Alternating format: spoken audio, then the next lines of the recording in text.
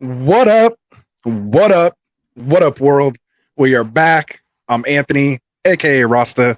This is Get Right Fantasy Network, and it's mock draft season, man. I'm here with my boy Classic Mike. What up, Classic Mike? What's going on, Ant? Oh man, I'm excited. Friday night, as always, here to do some mocks. And we have a special guest in the house too. I want you to introduce him. Well, he's the one, or just like that. That was kind of a bad introduction. All right, so this guy, as you guys may know, he's a big friend of the show, man. Great guy from the Dynasty Pylon, man. He comes at you with that IDP. For those IDP leagues, got me back into it. What was it, a year or so ago? Yeah. So I'm hard in the IDP now. And he's the one, the only, the Martin from Dynasty Pylon, man. What's up? Welcome. What's up? I will be on as long as my internet allows me to, guys. We weren't even sure if I was going to come on. But always maybe glad about to an have hour you. ago. I have a thunderstorm going through over where I'm at right now, so internet cut out. I'm literally running an old camera, old laptop, old adapter. Like everything's all set up from day one. So everything's Third jank, world man. problems. Yeah, I'm literally off my hotspot, so I will be here as long as I can. If I get cut off from the show, I'll still be able to mock with you guys. I just of course. Yeah, no worries, man. But either way, we're glad you could be here.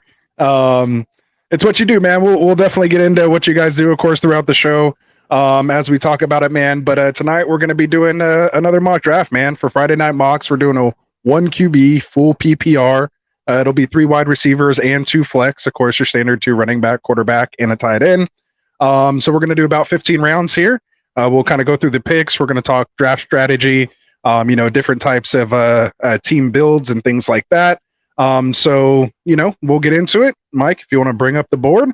For those of us who may be watching for the first time, we do these mocks every Friday. So if you are interested, make sure you guys hit us up. Our contact info is in the description, either through Sleeper or through Twitter, and we'll get you into these mocks. What's up, Roman? Joining us here. Welcome, brother. How you doing? Yeah. We got Drunk Squidward in the house, and he said, damn, I was about to join, but it's full. So thanks for the invite, Rasta, but I'll try to join quicker next time, man. So you guys got to get in here, man. These things fill quickly. We post them on our Twitter. We post it in the Sleeper app in our private channel. So again, hit that description, get in there, and figure out how you guys can get in these mocks every Friday.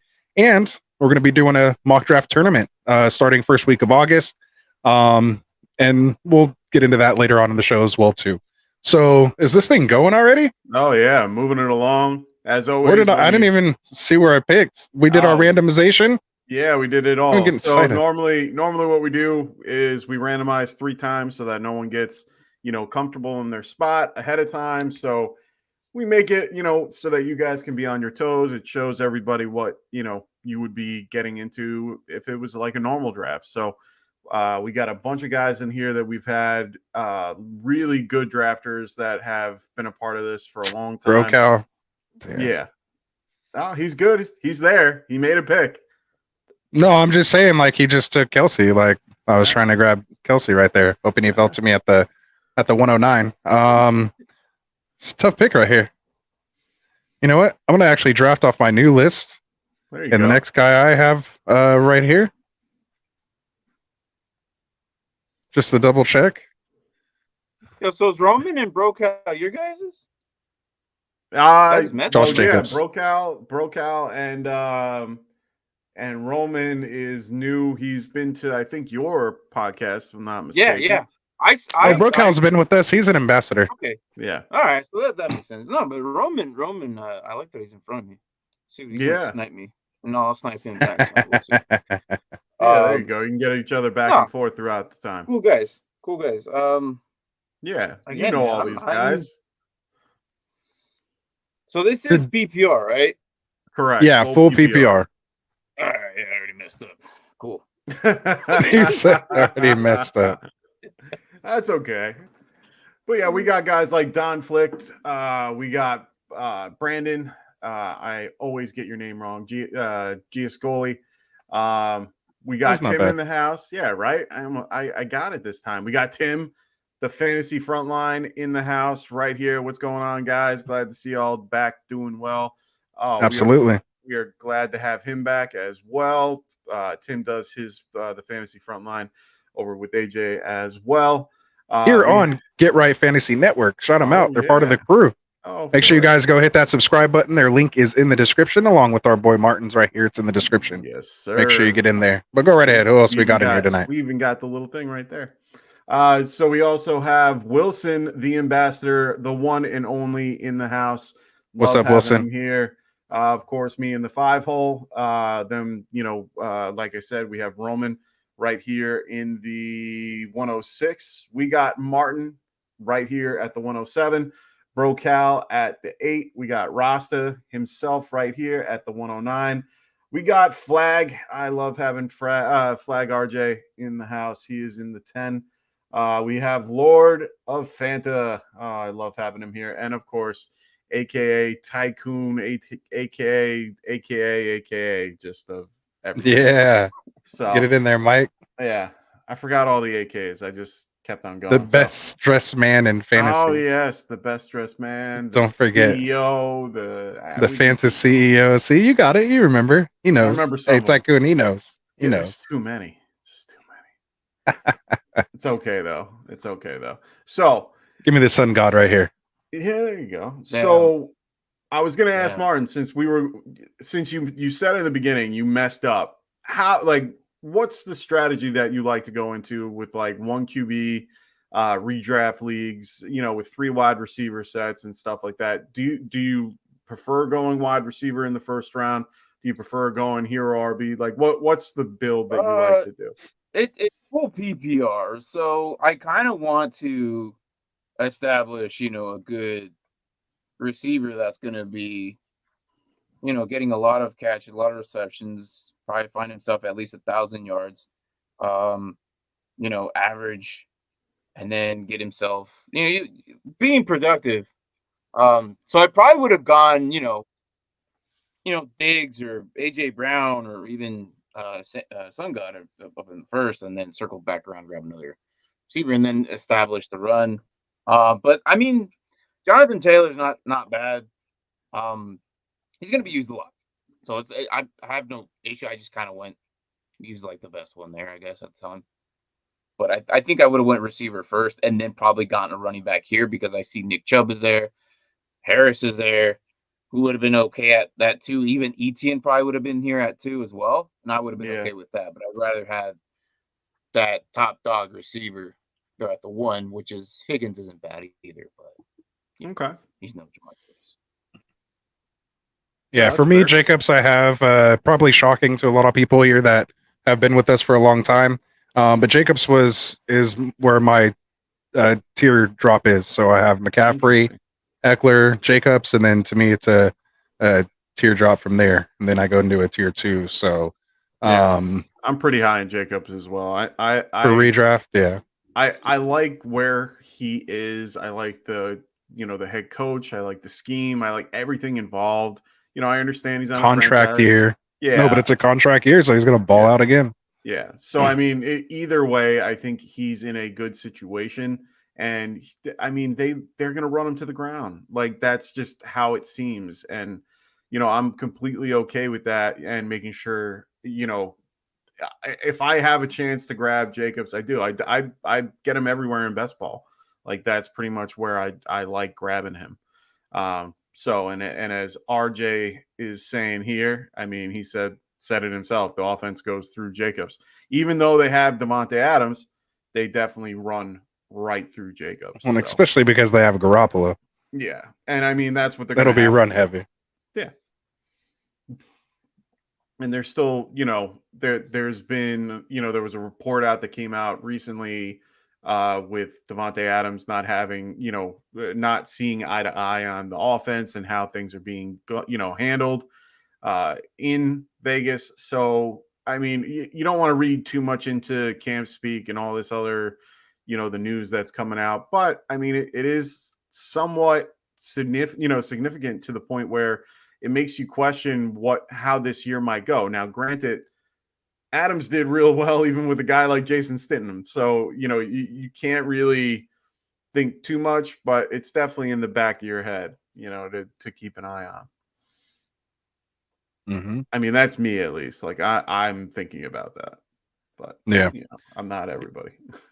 Now we had Mahomes go here at the 210. Thoughts on that? You think that's a good spot for him? I mean, by our one, our only, our Tim on the fantasy front. Screw you, Wilson. Took my idea, went with the one pick that I was looking to take right here. He decides to go robust RB in this case. So it kind of screwed my pooch a little bit. I was a little bit, I was looking to go with a little bit, I was trying to go ETN there. I thought it would balance out what I had. And unfortunately, I took the wrong, I waited too long. Maybe I should have taken ETN there and grabbed Devontae Smith right at, the turn here. So it is what it is. And that's why we do these mocks. Yes, sir. Thoughts on Breece Hall this year? He goes here at the 212 on the turn, before Ken Walker, before ETN that you're just talking about. What do you guys think about that? Yeah, Martin, what do you think? I think he's going to be easy top 10. I mean, a lot of people are like, "Oh yeah, he's on the Jets," and whatnot. Like I before his injury, his upside was about to pop off. He was about to be really, really good. Yeah. And even within that small amount, like I'm like, dude, this guy is going to be legit. Yeah, his injuries might hinder him. Maybe something he might see a little bit of issues. But I mean, if the guy's healthy, dude, like I like Breece Hall. Going in this season, I really do. I think it's going to be Aaron Rodgers utilizes like every piece that he has. And then with the critique that he's been doing already, he's already telling him like this, and that. So I'm excited for him. The entire organization for the Jets, I think they're going to be a lot surprising than what people actually labeled them right now, especially Breece Hall. So I think he's a solid running back, and him getting Jefferson, Hall, and Walker there, I think that's pretty good. Yeah. I honestly, I'm okay with him. I think that he has the ability to do well in the system. I think the ACL tear is what everyone is a little nervous about. I mean, he pretty much what week did he go out? Does anyone remember? I thought it was 5 or 6. I'm trying to look real quick just because it was 7. It was week 7. All right. So I mean, before week 7, so week 1, 1 through 6, he was the running back. He was running back 6 on the year. So I mean, he's definitely coming. With the ACL tear, he might have a little bit of. He might come back a little bit gimp. Like I would definitely say the first few weeks might be tough for him, but I definitely do think that once he gets going, he should be really good. I mean, the value at 212, that's really good. I have no problem taking him there. I do think that the Jets are doing everything they can to build that particular team. Their line is much better than it was. They've done a lot to make sure that they solidified. They picked up Tippmann, who is a ridiculously good center. I wanted the Giants to get him. Unfortunately, they didn't, but that's fine. They ended up going with their guy, Jackson Smith, which is completely fine too. They were both the top 2 centers in the draft. So honestly, yeah, I think that they're going to do a lot this year. And I think that that's going to be a huge part of it, is running the ball, try to, keep Aaron Rodgers upright so that he can throw the ball to guys like Garrett Wilson and, the rest of the guys on the team. So I think they're going to be a good team, honestly. And I agree with kind of disagrees. He's saying they're going to be a little overrated. You know what? I just think they're going to be, I think they're going to be average, but I think they're going to produce decent numbers. I mean, it doesn't mean that they're going to, be world beaters, but I do think they're going to, I think they're going to do well. So, yeah. Well, for me, Breece Hall, I'm basically staying away from him this year. Same thing with Devontae Williams. We'll see where he ends up going here in this draft. I'm just the data. I mean, besides who was it? Adrian Peterson and Jamal Charles, I think, are the only people who came back from an ACL their first year and did anything fantasy relevant. The others struggled, including people like Saquon Barkley. It took them a year back. Though? Yeah, he did. His first year, he didn't come on until last year. It was the year before that he struggled, and then that's why he was playing for that contract this year. No, I get that, but no, he broke his ankle. So that was last year, yeah. That was last year. That's my point. He was coming off the ACL and broke something. So you can't really use Saquon. I get what you were trying to do and say, but I don't think you can use Saquon based on the fact that he had a season-ending injury at one point that he was trying to come back from. Like, I get it, but he was doing fine. So I don't know. I beg to differ, but we can agree to disagree there.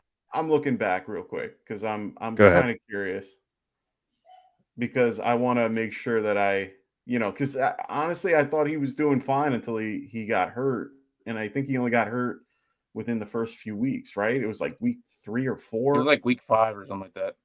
Yeah, and then he wasn't it a high ankle sprain, and then he came back too early. Yeah, and then didn't he get like a quad or something? He pulled a hamstring. It's because the ACL is not ready. You're not ready yet. I'm telling you. That's why he hurt his ankle, because his knee wasn't ready. Mike, you're proving my point. Oh, no. Well, proving my point. Okay. You're proving my point, brother. Well, what did I say with Hall in the beginning? I said he might come up gimp at one point, like in the context that in the first few weeks he might not do well because, of course, I don't think they should play him in the first few weeks, though. Oh, I don't think he'll be ready to. Yeah, well, I think that's part of why. I mean, they got two good running backs there. The recovery is 9 to 12 months from the time the surgery happens. I don't know when he had his surgery, but like 12 months from that time. So if he did it in week 7, that means a year from week 7. So let's say he got the surgery week 8. The soonest he should be back at like quote unquote full strength would be week 7 of this year, which is halfway through the fantasy season. And then if you talk about 2 or 3 ramp-up games, maybe he comes back early because he's this, Adrian Peterson-like, and he comes back early. There's still going to be a ramp-up period. He hasn't done anything. He hasn't been running. He hasn't been conditioning. Like, yeah, there's ways to get there. Of course, there are these, athletes and, the rehab process. Martin, I'm sure you could tell us. Obviously, you're going through it. But, so I'll defer to him. Like, I don't think for me, in redraft, I'm staying away. Like, I'm buying Javonte Williams and I'm buying Breece Hall in Dynasty all day. Like, to me, it's the cheapest you can possibly get them if you can try to get them now while they're hurt. I've done it in a couple leagues. I've got Javonte. But other than that, yeah. Yeah, I mean, I'm definitely avoiding Javonte in redraft. That's for sure. And Fancy, we did mention Adrian Peterson. Him and Jamal Charles are the only ones that actually did that. Yeah. Out of how many? And a lot of them that were elite before the injury returned back, but it was usually the following year. The immediate year following their injury, they were average at best and had other soft tissue injuries and things like that because you're just not ready yet to play in the NFL. Like, this isn't just Sunday backyard football. You know what I mean? Right. No, you're right.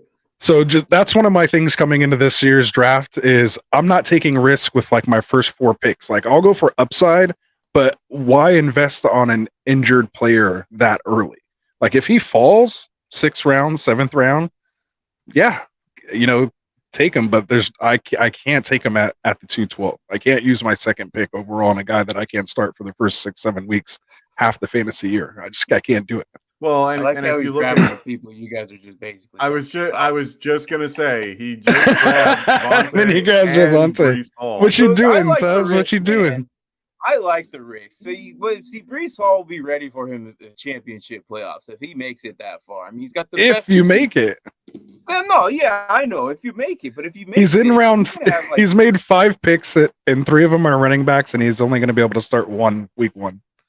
Well, yeah. True, I mean, I'm sure you're technically going 0 or B, but you're not getting the wide receiver advantage. There's still plenty of talent, man. I don't know. It's just crazy. He'll fix himself. I believe in him. He'll fix himself here in a bit. Donnie, you're gonna have to come on here and explain yourself, buddy. You're gonna have to come explain this to me. I need to hear your thought process behind this, my friend. We need to have a talk. I was just texting him earlier. Wow, freaking! We got Calvin Ridley going before Christian Kirk. I would do that, I think, as my wide receiver 3, but not when I already had Godwin. Martin, how are we feeling about Sorry, the Jags, wide receiver group with with I Calvin like Ridley I coming? like the group. Yeah. Calvin Ridley to me is going to be Marvin Jones slide-in replacement. Really, Zay Jones Okay. and Kirk, they obviously we've seen them be productive. T-Law is a lot better than what people think of him, and it's probably Oh, not a lot of completely heat agree. going on him. I think T-Law's really good, and this might be the year where he just balls out. I'm taking him in redraft leagues this year. If there's a possibility, like get him like as a backup, because I know he's falling still late. Mm-hmm. But I think he's gonna turn heads. They've established that line. They've given him the pieces. He has everything that he needs to be productive. With Calvin really being there, it's like, I mean, he's just gonna slide in and take over Marvin Jones's slot, who was essentially pretty good. So, Yeah. Honestly, I've always been a I fan think of. he's gonna be great there. Okay. Yeah, I think he'll do okay coming back. I mean, I know it's going to be a little bit of a transition. He hasn't played for 2 years. And as much as that's less wear Yeah, on the tire, it's one of those things where, you come back after 2 years, it's not the same. And, he could do fantastic. like His I said, risk is Marvin high, but Jones I is mean, gonna be where he's not gonna. I don't know if he's gonna be Calvin Ridley again, because when we saw him, like he was getting touchdowns massively. oh Like, his yeah. first 2019. So, Yeah. That was one of my or was favorite it 20? seasons. I don't know. Yeah, it was just like, look, he comes in, he probably gets like himself pretty good, decent games here and there, if I expect him. But it's been almost 2 years. Yeah, So and he's coming back from, what was it, ankle injuries, I think it was, which aren't anything whatever the like hell it was, it's significant. healed up now, dude. Like, he got Yeah, well, surgery for that's freaking. my point. Like, he's coming back, he's going to be healthy, so that's a good thing. So it's really just a matter of, is he not betting And it's against his wide himself, or receiver 3. We're yeah. at 2 running back, 2 receiver, right? Oh no, I'm giving him Three I'm way. giving him a lot of, yeah, Is it 3 three wide. receivers? So yeah, Okay, all right. like I'm not saying it's a bad pick. I'm just saying the context of how Calvin has risen above guys like Christian Kirk, in that particular offense when Christian was going a lot higher, or where you would be picking Ridley. Mm-hmm. I find it interesting that, Kirk's going at the 5'10, he's going at the 5'2. That's, I mean, I wouldn't say significant, but it's still, he's getting drafted above guys like Kirk. I He's think getting, yeah, no. I okay. I agree there. I think yeah. I would not And then take Ridley over Kirk. RJ takes Kirk right when you're saying that. So Well, no, I that's what I would wait. said. Yeah. For me, it would be Kirk over Ridley. Yeah. It's hard not to. And even a guy like Zay Jones, who for the last like 2-3 weeks of the year was like wide receiver 2 on the year. He was killing it near the end of the year, and then screwed you in your fantasy playoffs. I mean, he did, at least for me. so I'm going to tell you this. Hold on. Marvin Jones, 81 targets that are going to be vacated. Jamal Agnew had 30. Tim Jones had 4. Otherwise, Christian Kirk and Zay Jones dominated. Kirk had 133, Zay Jones 121. To me, I think Ridley actually steps into the Zay Jones side of things. I think he sees just over 100 plus targets, and I think Zay Jones might come in at about 90 targets. Okay. I think they have potential of all 3 seeing 100 targets. I think they unleashed this offense this year. Marvin Jones had Marvin went to the Lions. No. I don't care. I'm talking about his number. 81 targets. 81 targets. Oh, 81 targets. I heard 120. Yeah. Like, that's No. He's saying Zay Jones had 121. Yeah, okay. And he's saying that Ridley's going to grab that. I think Ridley will grab closer to that share, maybe a little less, and then I think Zay Jones gets a significant bump over what Marvin Jones had. I wouldn't be surprised if T-Law provides targets for all 3 of them, man. Yeah, well, that's what. No, but that's what I'm saying, and then he's going to make all 3 of them 1,000. Yeah, and that's what I said. I think they can at least be 100 targets. And I was telling Martin this on his show. And Dim Boys is saying, "What's up, Martin?" Invading Get Right. So what's up? Saying what's up to everybody. What's up, Dim Boys? But when we say 1,000-yard receiver, that's 58 yards a game. Like that's not a benchmark anymore. Like 1,000-yard receiver is like a wide receiver 4. Like I can't do anything with that. Yeah. No, that's fair. So, I mean that's just me. No, it's a fair assessment. I saw it as just a really big difference. I mean, another guy that I keep seeing fall a little bit more and more is Michael Pittman. He went to the 5-4 with Wilson's team. I mean, do you guys see a significant? Do you see the addition of Anthony Richardson being a positive or negative for Michael Pittman? It can't be worse than Matt Ryan or Carson Wentz, right? That's true. I could I'm just saying. I could argue against. I mean, you can always argue, but I'm just saying. Well, like I'm saying Matt Ryan. He was at the end of his prime, and at the same time, he was still a better overall quarterback. Technically, in the context of throwing the damn ball, comparatively to a guy like Anthony Richardson, who we have no idea. So. But for me, honestly, I think it's Minshew starting week 1. If you ask me, it's Minshew week 1. Oh yeah, they have to. No, it has to be Minshew. Yeah. And I think he'll be fine with Minshew. He gets off to a good start. Boom, sell him off, and we'll go there. That's because AR-15 throws like Brucey from the longest yard. Yikes! That's a really hot take.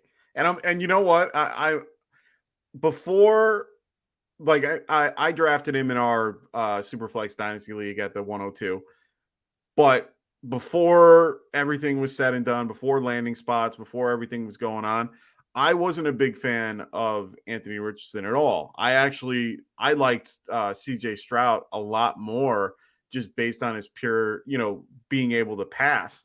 But going to the Houston Texans gives him, it ended up dropping him because of the weapons that he has around him. And I like the guys that he has there, to be like brutally honest. But at the end of the day, I saw the tape that, that Tim's talking about. And to be honest, I was a little nervous, but he can throw it deep. It's just everything else he can't throw. So I don't know. It's going to be interesting to see. Like, do you draft him this year in 1 QB? Like, not in redraft. Would There's either no of point. you draft him in redraft? No, not in 1 QB.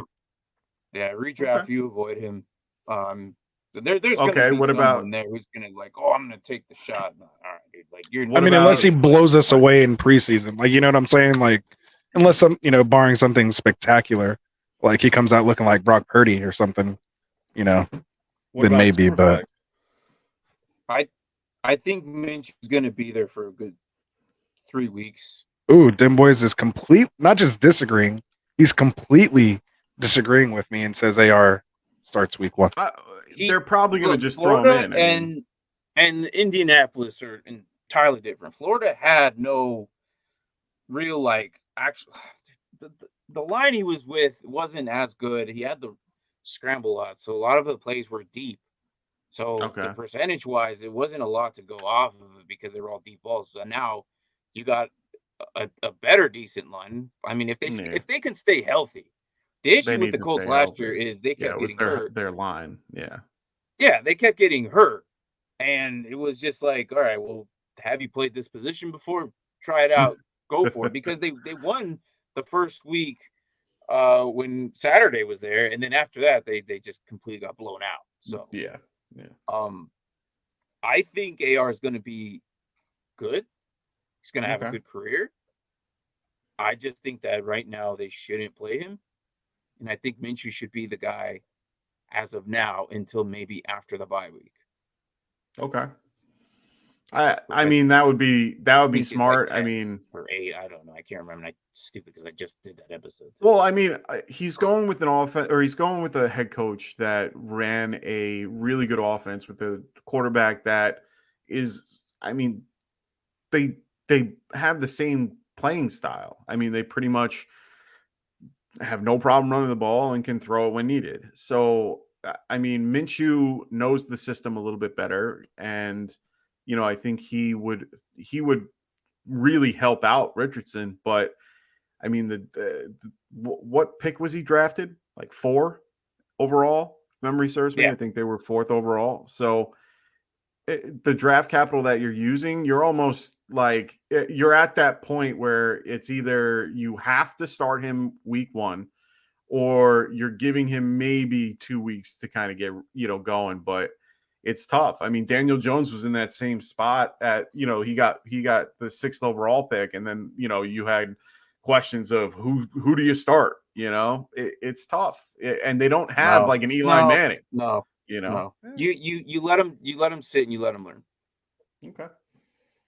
You don't throw him out to the wolves like these crappier teams have done before, and they turn out and then they get burnt. Like smart guy, like Brees Young is gonna start week 1. CJ Stroud week 1. Mike, I hate you. I know, but you pick. I mean, the first 3 picks in the draft are going to start. You're not going to start Richardson. I find that just odd, and both teams have crap backups, if you want to put them that way. So Minshew's different. He's built different. Oh my God. First off, I love Minshew. I love what he's done and how he, I love the persona of Minshew. There you go. Unfortunately, I don't. The NFL's better. The NFL's better if Minshew starts week 1. I'm telling you. Goodell make it happen. We'll see. But ultimately, I mean, if you want to put pure talent ahead of it, I mean, Anthony Richardson, they drafted him in the 4th spot for a reason. They're gonna probably, I think they're gonna roll him out week 1, even though I agree with how you guys think in the context that they should probably wait. But that's just me. I don't know. We'll wait and see how that goes. So we're getting to the 7th round right now. We're almost in the middle of it. Martin just made his AJ Dillon pick to back up his Aaron Jones pick. How's everyone's team looking? Do you guys like what's out there? The builds that are going on? Do we see anything significantly different than normal? Out there. I mean, I haven't quite looked yet. I'm concentrating on this. No, you got this pick. I was hoping Pacheco would have fallen. Yeah, I really wanted to take Sutton here, but I already have Judy. Yeah, I was between Pacheco and one of my favorites that I'm hoping gets back to me. So I'm not going to mention who that is. But either way, I mean, I was pretty, it's. I don't like that pick, but I'll take it. You Rasta. So little birdie told me this guy's going to be like RB5 this year. This guy. No, I told you RB10. I told you RB10. RB10. Hey, that's where I'm at. Oh, we finally lost him. Oh, that's okay. All right, he'll come back. So we got Captain joking in the house. What's going on, brother? He goes, loving the stream. Would you guys rather have Justin Jefferson and Chubb, or CMC and Garrett Wilson? Is this Dynasty? I am wrong am I wrong to think Garrett is going to be a top 3 receiver with Rodgers? So yeah, my biggest question is this Dynasty? If it is Dynasty, this is a very interesting question. I don't think you're wrong to think that. I would probably be leaning Justin Jefferson and Chubb. That's redraft. I'll take Justin Jefferson and Chubb, and I think I have to go JJ. I just think he's the better player overall. I mean, I don't know, man. I like me some CMC too. That's a tough one, dude. That really is a tough one. What's up, man? Welcome back. Was I too still? I was in, and then I got kicked back out. Yeah, I didn't do that. No, I think I double tapped my my mouse there, so I hit the add remove real quick. I thought you were in there too, and I looked up and I was like, oh, maybe I need to move my head a little bit. I was like, oh, I guess he's gone again. No, you're good. That was on me. So what do you think here about Captain joking? You taking JJ and Chubb, or CMC and Garrett, and He's saying it's dude, fantasy, but maybe it's Dynasty PPR. JJ? That's what I'm saying. Like, I don't think You're taking JJ. like redraft or JJ and yesterday's trash. I'll do JJ. Yeah, no. right. I'm telling you, like you can't deny JJ. Like, it's just he literally will single-handedly win you games, win you weeks by himself. Yeah, no. Completely Hands agree. down, by himself. Like, the dude puts up multiple. And I'm really high on Chubb this year with no Kareem Hunt. Too. Well, but you know what? I mean, Jerome Ford, but I don't. No. I wasn't even going to say that. I mean, they haven't signed him yet. I mean, there's a lot of time between now and then. It doesn't mean that they won't. Zeke. I mean, there's a ton of these guys that are out there. Honestly, I wasn't even going to say Zeke. There was a report that came out recently that a majority of the NFL owners do think, or not owners, but general managers and so on and so forth, do think that he has lost a step. So, I mean, I think at this point, well, but that's the whole point. I thought we talked. That's just in regards to the money. They're trying to reset his market. That's just and that's GM fine. speak. No, you might be right. But the whole point is I thought he was going to go to like place like Tampa where he could definitely fit in and have a role. But now things have changed. Maybe he won't have that particular situation to be able to go to. And, I don't see him going to a place like the Browns. I see, a lot of things where a lot of places like the Bengals, like he wants to win a Super Bowl. He can go to the Bengals. He might go to the Bills. He might go to a place where, people don't think he might go. I think honestly, one of the best places for him to go is maybe the Rams.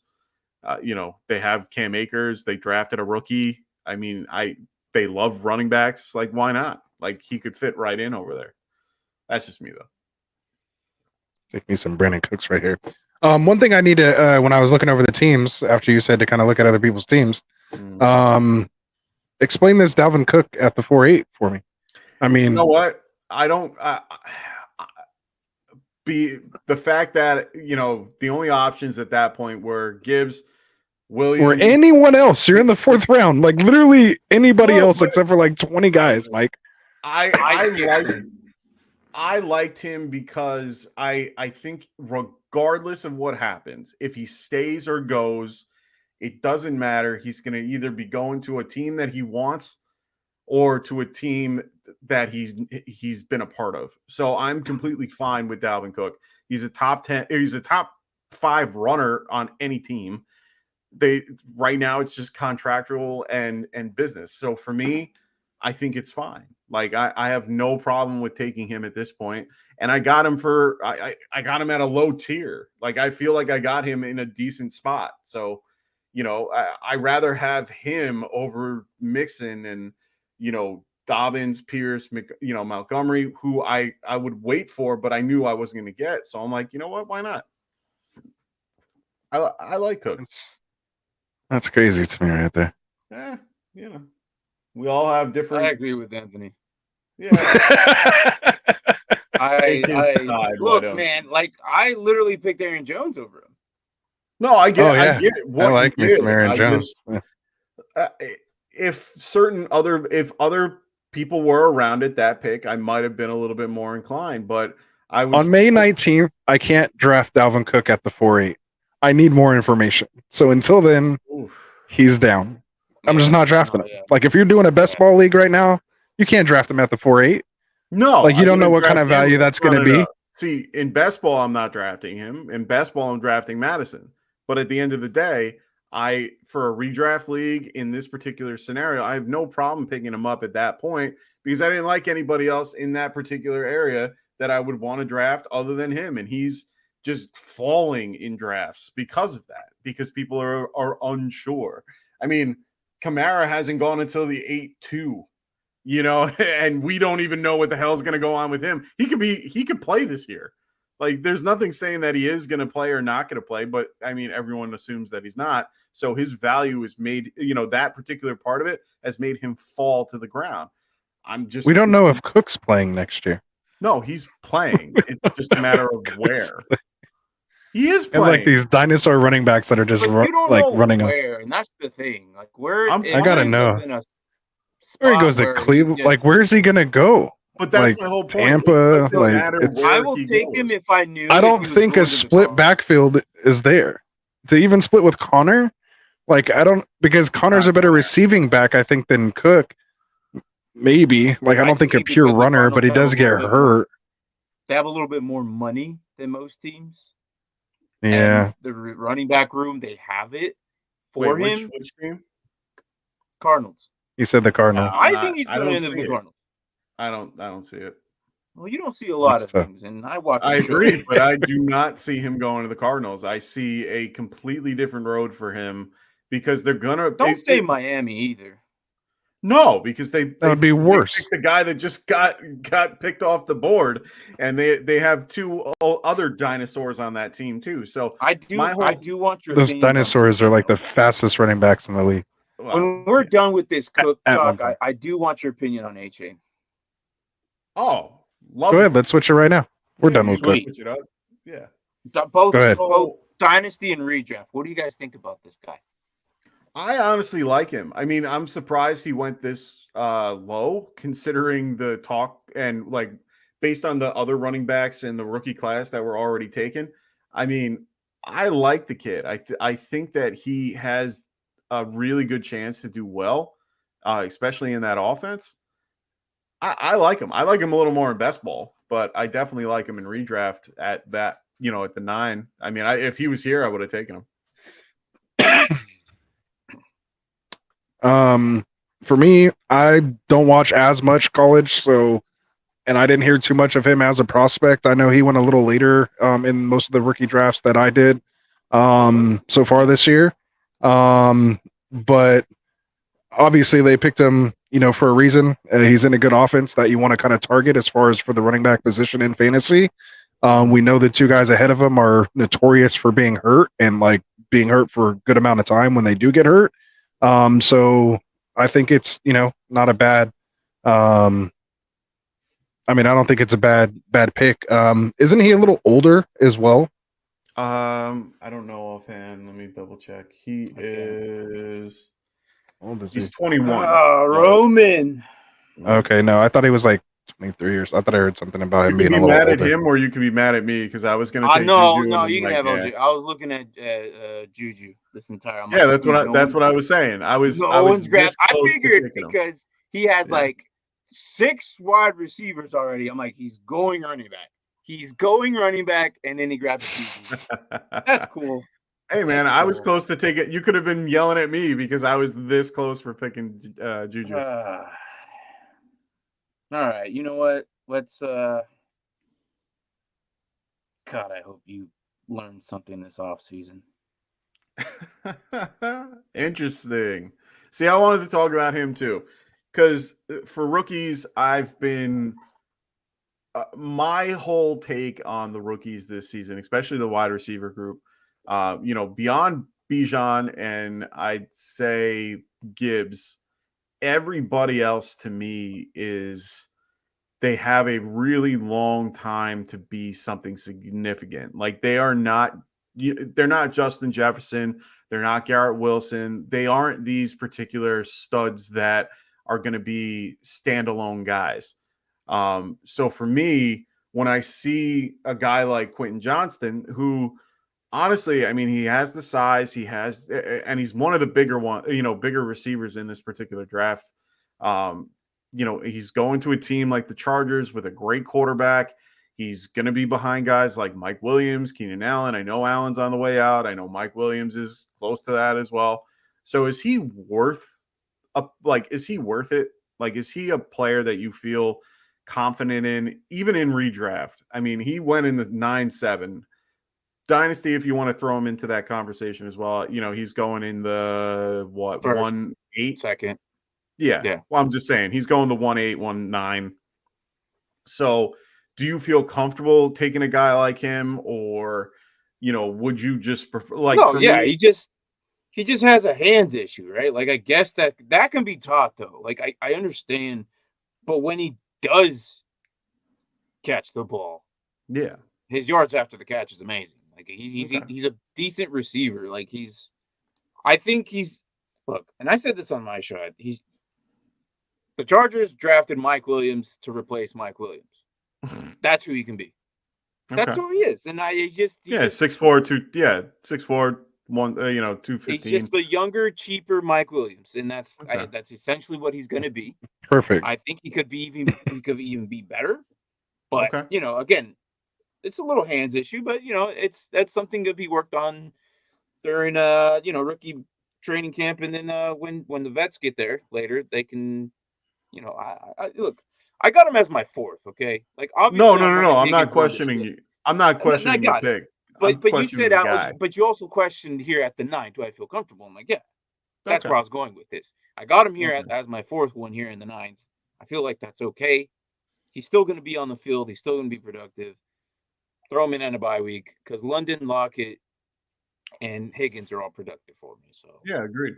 Now, my question to you: if you had to pick the best receiver out of this, like those first 4 guys, with JSN, Johnston, Addison, Flowers, if you had to take a guy, who's the guy that you like the most out of like where they landed, everything that could come in this year? And I mean, I'll even add moving forward, but let's just, we're doing redraft. We'll stick with this. Like, which one do you think could be the most productive on a team? It's going to be a toss-up between QJ and JSN. And honestly, it's a very difficult decision for me to make because I'm in a situation where I am sitting at the 108. No, I had the 108 too. I traded it away. So, I don't like this spot, to be honest. Because I can either go back down and then figure it out from there, or I don't know. Like, either one falls to me, I'm okay with. JSN people don't like because he's, why they get a QB or receiver? They already have Lockett and DK. I'm like, yeah, but you realize that Lockett's 30, almost hitting 31. He's not young. And I guess this is Dynasty, but for this year, I think there's going to be a lot of coverage on DK because they don't want to give that up. And when they double DK, Lockett gets open. But now you have a third guy who's just as talented as these guys in a different type of form of talent. But he's going to be open. One of those 3 guys, it's going to – Gino has weapons galore, man. He has freaking Will Disley as his other 2, and then Charbonnet and Walker. Like, he's got weapons. Like, I think Gino's going to be amazing this year, but hey, that's. Do you think Gino is probably we can call him the sleeper this year when it comes to like 1 QB type drafts, even 2 QB in the context that you can probably wait on a QB. No, Gino, I think he's going to get snuffed on 2 QBs. On Superflex, some people are going to take him. Okay, but for 1 QB, I don't know about yeah. Well, I think I'm not speaking for the guys that don't have one yet, but we got guys like Brandon Wilson. We got you. Well, no, not you. Well, I'm in one. I just don't like it. Yeah, but that's I just don't like it, and it's fine. Like people are like, why don't you like Superflex? I'm like, when I'm watching a game, I get it. The value of a quarterback. Oh, yeah, you're talking about just the format in general. Yeah, it's it's just not like when I watch a game, I want to see, because you see 2 running backs sometimes. You see 2 or 3 receivers on the field, or sometimes you see 2 tight ends. That's fine, but you see 1 quarterback. To me, it's fantasy football. It's whatever. It's fine. People have their opinions. People say Superflex is better, and that's fine. I'm not judging them. I'm in a Superflex myself, and I get knocked out of the playoffs every freaking year. I don't know. I can't win. No, it's fine. I was gonna say Rasta's whole thing. He loves Superflex more than he likes 1 QB. I know that. Not even that. Like, to me, especially since we've started this show going on our 3rd year now, can't even believe it. 3 years in here. Again, make sure you guys hit that subscribe button, that like button. It helps us out if you're already subscribed. Make sure you guys do that here for us. But for me, I've started to just appreciate each different league and each scoring settings for what it is.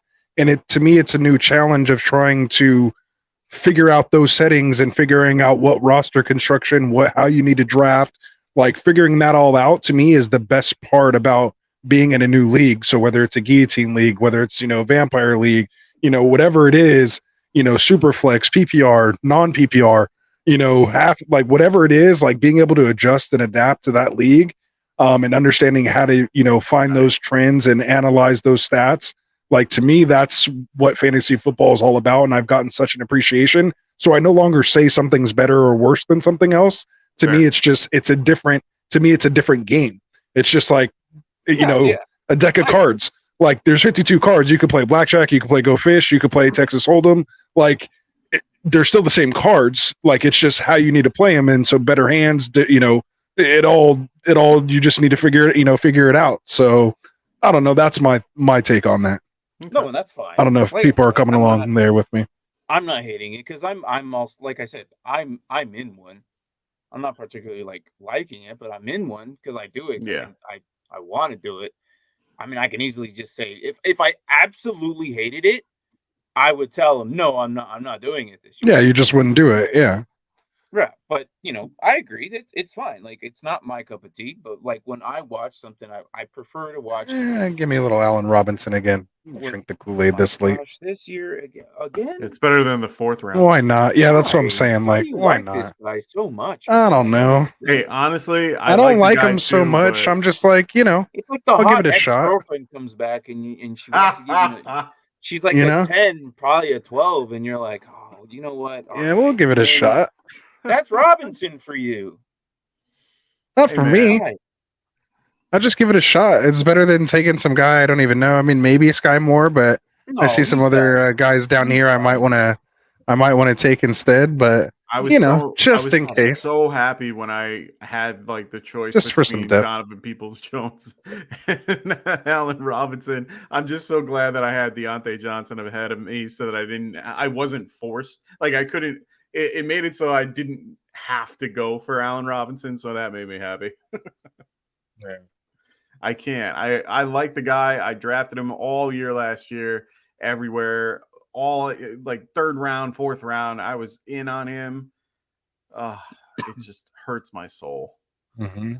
We were in on him together in the league. I know, right? Oh, that league! Oh my God, we went right after. Hey, but we battled back in that league and still. Oh my God, we were a little run. We were 1-4. Yeah, in the playoffs. It was great. We came back. It's the figuring out the settings, figuring out the league.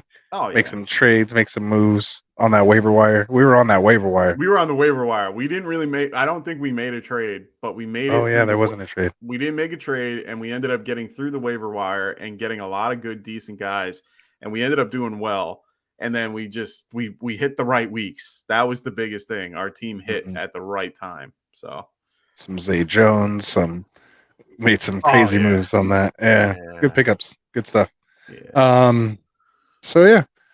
What else we got here? I mean, every team is looking different. I'm liking the builds. There's only one team right now that doesn't have a QB. Martin goes with the 2 QBs, which he decided to grab Gino, which is why I said nice before. I was like, I saw that pick and I was like, go Martin. Talked about the guy and grabbed him. I like it. Right. I like as it. You're doing it. Yeah. I mean, that's worth it. And, he's got Josh Allen and Gino. I mean, now he's got a trade chip at a decent price if he wanted to get, trade him for something else. At the end, you got to think of these things. You can think of these things while you're drafting if you really want to. I mean, there are so many strategies when it comes to drafting. And like Rasta said, there's so many different types of things that you can do based on those settings. You can draft the guys that are that are going to be, on the IR and throw them right into that IR spot and grab a guy. Or you can, not try if your league has defenses, which some do and some don't. We can have the argument later on, or kickers, stuff like that, where you can draft your full team and not draft any of those guys and then pick those guys up later.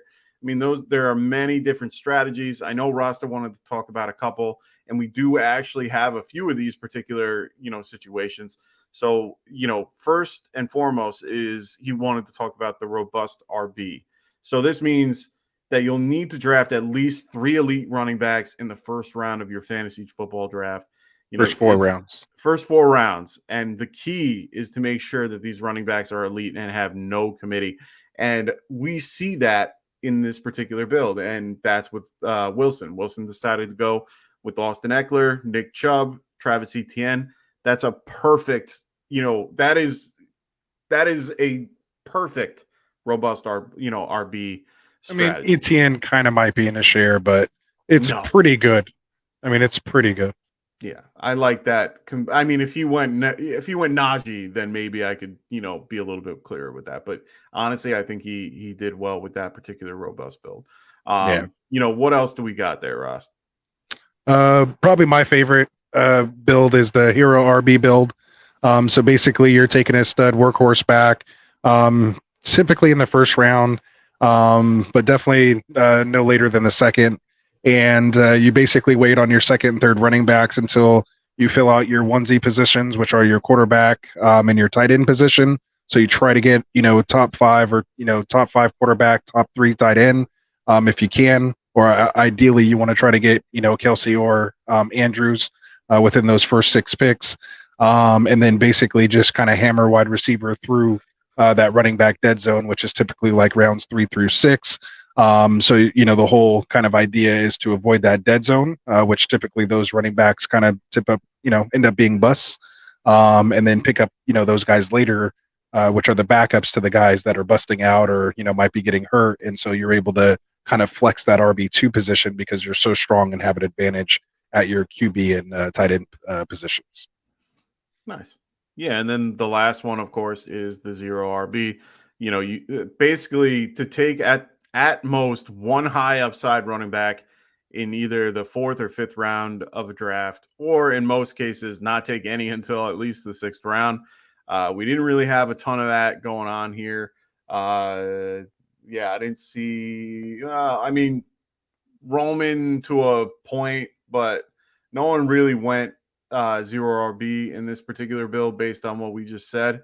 If he went another, if Roman went with another wide receiver at the 407 and, went with Miles Sanders at the 6, that's a pretty significant, that would probably be the robust RB build, or not the 0 RB build, and probably a really good one from there, if he continued on that route. So, that's 0 RB. We got Smokey the Cat. What's going on? What's up, Smokey? Welcome back.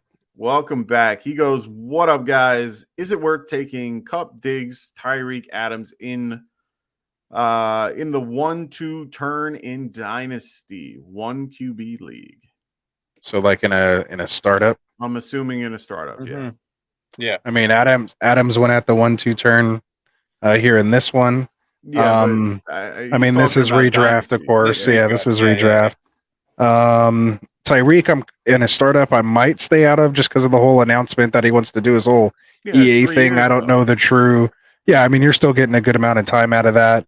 But again, it's your first round pick. Diggs, Kupp, of course, are older. These guys are all kind of older, obviously, which is why he's, asking. Again, to me, I'd rather even reach for maybe a younger wide receiver that's maybe not at that same tier level as far as what the expectation is this year. But honestly, these guys should produce for another 2 or 3 years. So really kind of just depends on the league. Are you trying to win now? Yeah. So, they still, usually wide receivers hit their peak, kind of like 27, 28. Chase and Jefferson are just unicorns. Most of the time it was like that. Once they were hitting that year, 27, 28, 29, like that's the peak, time. Just again, Jefferson and Chase are just, that's why they're valued where they're at, because you're going to get like 8 years worth of peak production from them, ideally. And the thought process is they're already like top 3 wide receivers. Like, what is their actual ceiling once they're truly comfortable in an offense and really know what they're doing? And Joe Burrow, especially the Joe Burrow Chase situation, and Justin Jefferson might be a little less risky because we don't know what's going to happen after Kirk Cousins. Is he going to have a dip, or are they going to not waste Jefferson and go out and get a veteran that can come in They to a already team did. ready to compete. So you know what I'm saying? Like it just all kind of depends on how that goes, and I think that's why people are kind of taking Chase ahead of JJ in Dynasty startups, just because he's going to be linked with Joe Burrow for the foreseeable future. Yeah. I don't know if that answered your question, Smokey Well, the I Fat mean, Cat, but that's my response. if you're going to take, is it worth it? I mean, it's based on your amount of risk and your team build that you're looking to do. I agree with Anthony. You might want to take somebody a little bit younger if you can. I mean, you got guys that are going to go like AJ Brown. You got Amon-Ra St. Brown. Yeah, you got Waddle, Higgins, Garrett Wilson. Oh no, Garrett would probably go before that turn. But you got guys, Olave. I mean, all these guys are going to be, pretty much around that 112 turn. I mean, maybe I would go with a young guy and an older guy. Like I would go with, Brown or even Waddle or whoever, and then grab Diggs too. Like have both of them. Why not? At least you have something to compete now and then get something next year. The class is supposedly going to be better next year. So it is what it is. You can try to go that route if you want, but yeah. Yeah, and I agree with Tim. I think if you think you have to commit to a win now type of approach, then you do. But otherwise, yeah, you're just gonna. I would take Young and go with a guy that's productive. What do you think, Martin? The only one of these guys I'm grabbing is Diggs. That's it. Yeah. And then Well we said. can talk about the win now year because you have at least 2 years. I would use him the 1 year. You can pick him and trade him to a contender. Exactly right off. Get some 2 first-round picks, possibly. Yeah, like a first and a top receiver. Like if you trade him to the Allen owner, and then see if you get one of his younger assets or a pick or something. Like if you get Diggs, like Diggs, I wouldn't touch the other 3. Diggs is probably the only one I'm why? Yeah, other than Allen, I already know that's why. Wait, what? No, I already know why you're keeping Diggs, but I'm saying for the other 3, why? What's your reasoning? Is it Kupp because Kupp has a noodle arm QB, Tyreek and his issue, and Adams? We don't even know if he's going to be there. Well, we know he's.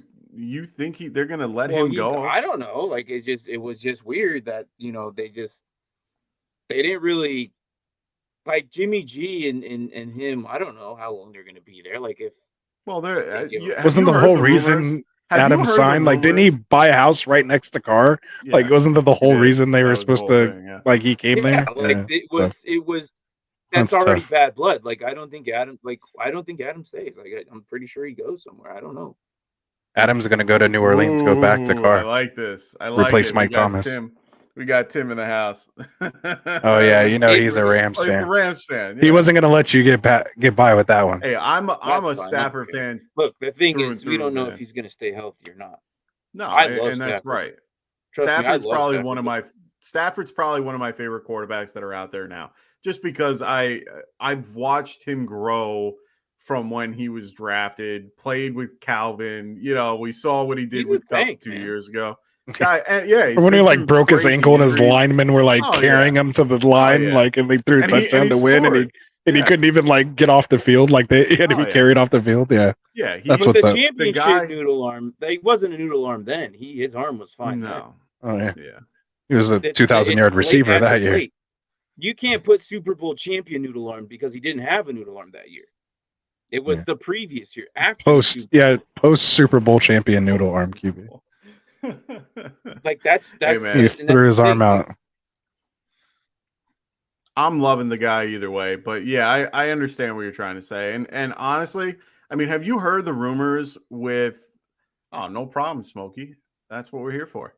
Have you guys heard the rumors with Jimmy G in general, with his when he was with other teams and in the past, how he was? There were a ton of rumors about him just not being involved with the team, would not talk to really anybody. He was just a really to himself type guy, comparatively to like He other guys that are a isolated little himself. bit.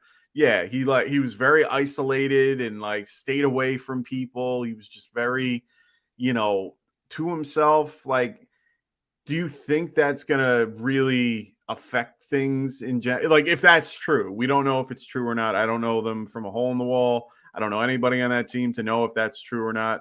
But I mean, if that has some truth, is that does that mean anything to you guys, or is it Yeah, you don't really want a guy just? like that. Oh, I agree, So but do you why would think I want to that? work with you if you're going to be like that? Like, if you don't want to, like, look, there's one thing I hate about. Well, he's won Super Bowls. That's my whole. Well, I understand that, but like the chemistry, the locker room, like, okay, you're like, if we have to make it work on the field, but if you're not going to make it work outside of that, I don't feel comfortable being around you. I don't know how. It just, I don't know. I get it. I think I missed the total question because I was making.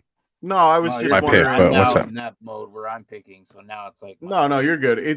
I was basically asking about like with Jimmy in the context that Thanks, Ron. he's seen as this loner guy, this guy that doesn't care about anything. He just he's to himself, but he's done so well with San Francisco when he was there. I mean, he was always the backup to Tom Brady, so yeah, he has Super Bowls, but at the end of the day, he's gone there at one point. He has Josh McDaniels, who's a good coach and knows him well. Yeah. So it's one of those things where. But you got to understand that Adams likes to have chemistry with his quarterback. I completely agree. He's brothers with Rodgers, and he's been brothers with Carr for years. And if this guy doesn't want that brotherly love from QB receiver, it's going to be an issue. Yeah. Okay. And that's what I see from Adam's side. And he's going to try and find himself someone who's willing to like be more open to what they work on. Chemistry is everything with quarterbacks and receivers, and that's the issue. Like, people just see like the numbers of production, but we saw it with Cup. We saw it with Cup and Stafford. No, yeah, that's what I'm saying. Like the chemistry, like if you don't see that, like I don't know. It's just a lot of people don't. We saw it with but you're avoiding that. We saw it, but a lot of people don't realize that. Yeah, no, understood. I completely agree. I mean, the stories that they told about them eating breakfast together and so on and so forth, and all the jokes we made about how Allen Robinson should jump in on that particular, lunch just because, or at least try to grab him for lunch or something because he wasn't even involved at all. So, I mean, I definitely get that. We can only guess how it's going to go, at this point, but, are you okay, let's just use one QB in redraft. Are you just avoiding him in general? Is someone like Adams, based on all the news, based on everything that you're hearing, is he even worth taking in like a redraft league? Yeah, take him, Adams. But you don't take him in Dynasty. Okay. The original question was, it would be Dynasty. For Dynasty. That's why I changed it to redraft. Yeah. No, I know that you do. Okay. No, that's Dynasty. You don't. Okay. And that's kind of where I was going to, see how you guys felt about that particular, scenario. Like Dynasty, it makes sense. Don't take, but redraft, is it worth it? But in Dynasty, you could if you have an established receiver room already. Like if you have other receivers to carry you at least a little bit, because you're going to have to wait. I think Adams he's in a weird situation. Either he has a new QB or he has a new team. You're going to have to wait for Adams. He's going to be productive, but like at some, I don't know. It's just, it's how you feel about it. Really. It's going to pick your poison, dude. Like, I don't like me. I would choose Diggs of the 4. And then second, maybe Adams. Okay. Before I take Cup and Tyreek. It's the QB run of the century. Yeah, that's the last round. Should have took Goff instead of Edmonds there. I should have took Goff instead of Laporta. Did you put this up here? No. JB just needs to invite Adams to the Bravo. Yeah. And oh be my forgiven. God. Jeez. They offered him like a free pass to this brothel. Lucky bastard. Yeah. I mean, And Ron says, unless you care getting him in the 12th round of Dynasty. yeah, he ain't going. Is he talking about Cup, I think? I don't know. No, I think he's talking about Adams, but I don't think Oh. Adams goes in the 12th round. I don't care if it's Dynasty or not. He's still going top at least 2-3. I like my last So I pick go here. Trey Lance right here. I can't believe No, I like the Michael Carter pick. Honestly, I think Michael Carter is going unappreciated. He's gonna I think he's gonna start the first 3 Start weeks. the year, yeah. I was like, oh wow, all right. I'll take him. Yeah, no, it's a good pick. I like it. Although if you look at the sleeper, he's not listed on the team. Like it just shows Yeah, it does. It shows Brees and Xavier Knight and somebody else, I believe. What are you looking at? I see him. And a He's right band. underneath. Is No, he? I see NYJ right next to his name. What are you talking about? Yeah. No, I meant like when you click it, and you go into his profile Roman, and you click team. too, man.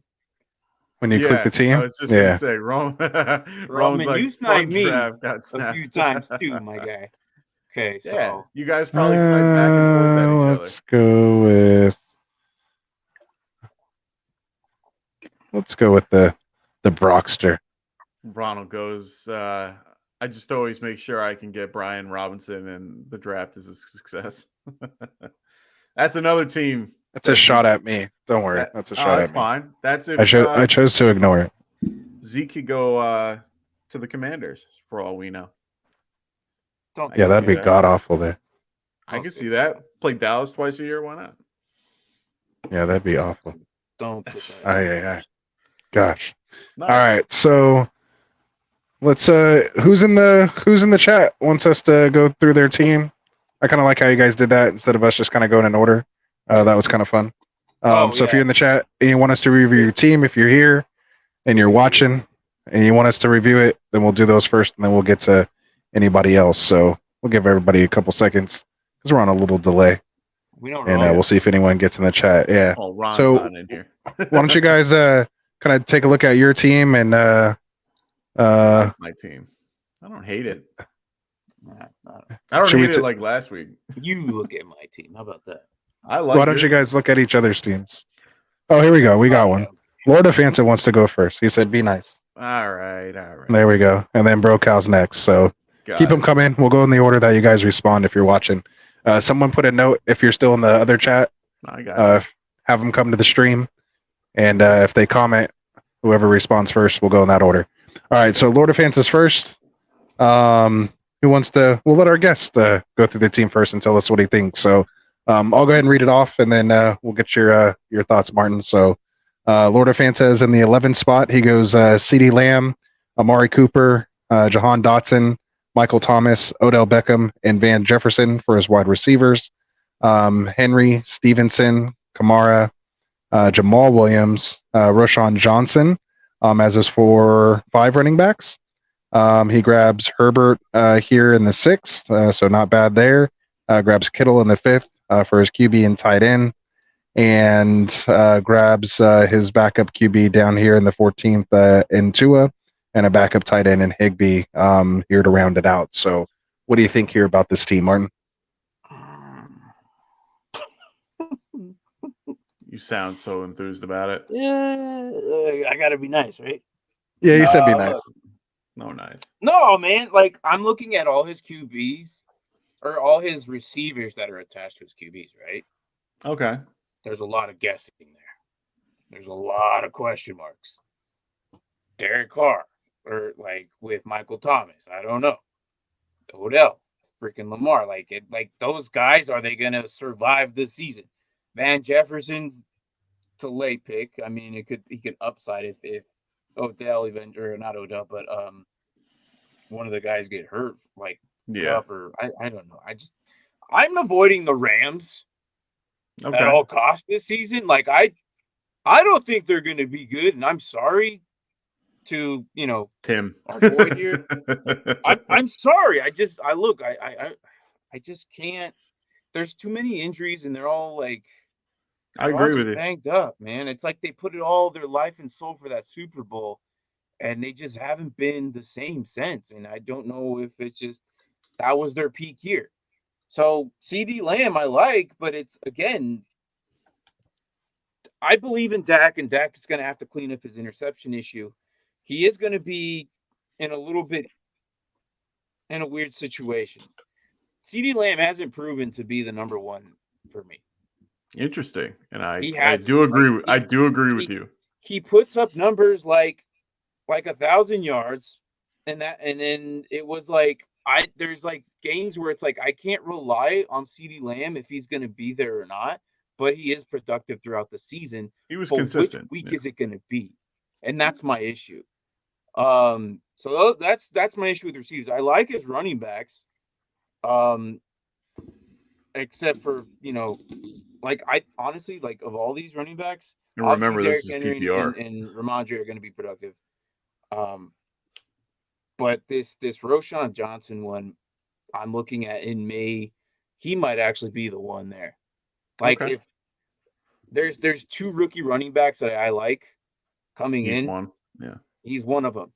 Him and Kendre Miller. And that's interesting. And then that kind of where I put this Alvin Kamara one, where it's like I don't know his situation, and if he's gone for a certain time and Miller eventually is like, dude, this is my backfield. I'm sorry. Like, you did what you did. Now you're back. But now you're going to, I don't know. Jamal Williams, he got him because he's going to get the touchdowns. I think Jamal Williams is going to be touchdown king. Yeah. He's going to snuff him. But that's just how I feel about his skills position. And then tight ends, I do not like Higbee. He's hurt me too much in the past 2 seasons. Again, another Ram. God, another Ram. Look, front line. I'm sorry. I'm sorry. Higbee's hurt me way too much. And there was a year where I was like, dude, you need to get Higbee. He is on the field 100%. Oh yeah, me too. Yeah. He is on. He's in every snap. You want guys that are on the field because they're going to be productive. This guy is just a body bag. So Kittle is your only guy, and let's hope he manages the whole season. So, okay. I'm sorry. My own little. Out of all the things you said, the only thing I want to kind of snap back at, so to speak, is what I thought. I was half in and out on what you were saying. I like Dotson too this year too. But CeeDee Lamb, man, he. What do you mean you don't know what he's going to get or not get? He finishes. He finished as a wide receiver 5 overall, PPR, wide receiver 6 in standard. I mean, 1,300 yards, 156 targets, over 100 catches, 107, 12.7 yards per carry, 9 touchdowns. I mean, it's played all 17 games. I mean, the lowest like, he to me, scored was 14 points. Literally, yeah, like in full PPR. So, like, to me, that's as consistent of a floor as you can get. Honestly, like, he's my wide receiver 6 this year only because Kupp was hurt last year, and I think that's about where he'll be at. So you insert Kupp right ahead of him. I have my wide receiver 6. Yeah. So anyway, that's the one thing I had to say. Go ahead, Mike. You got one? No, I mean, honestly, I can understand what you're saying, and I got exactly what Martin. I agree with Martin to a point where I agree. I don't think that he's at that point yet because they've shown strong interest. They went out and got a guy like Brandon Cooks. I think they were trying to make up for what they did with letting go of Cooper. So for me, I don't hate the CeeDee Lamb pick at all. I think it's great. You get him at good value. I'm good with it. Team overall, I kind of feel the same way as Martin. You're getting a lot of risk with your wide receivers. So you're basically having 3 wide receivers in this and 3 that are unknown. Your running backs are okay.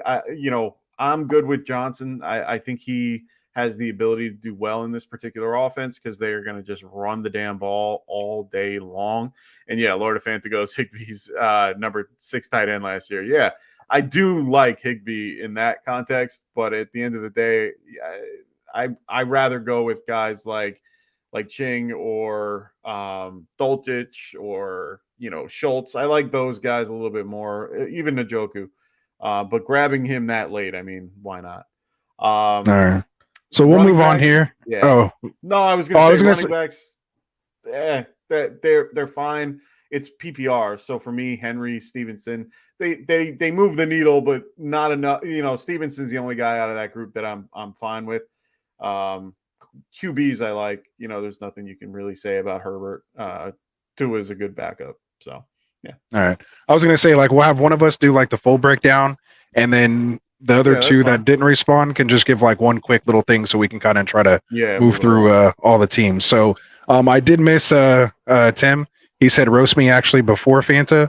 I just didn't quite catch the comment, so we'll go to him next, and then we'll get to you, Calvin, followed by Roman and so on. So we'll get there. Tim? So go ahead, Mike. Yeah, so go ahead. You can do 103 spot with Tim there. All right. So he went with Jamar Chase, Chris Olave, Christian Watson, Jordan Addison, Jacoby Myers, and Wan'Dale Robinson as his wide receivers.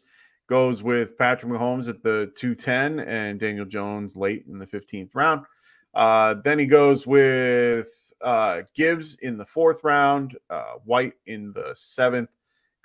I'm going to butcher the hell out of the last name. It's just a chain. A chain.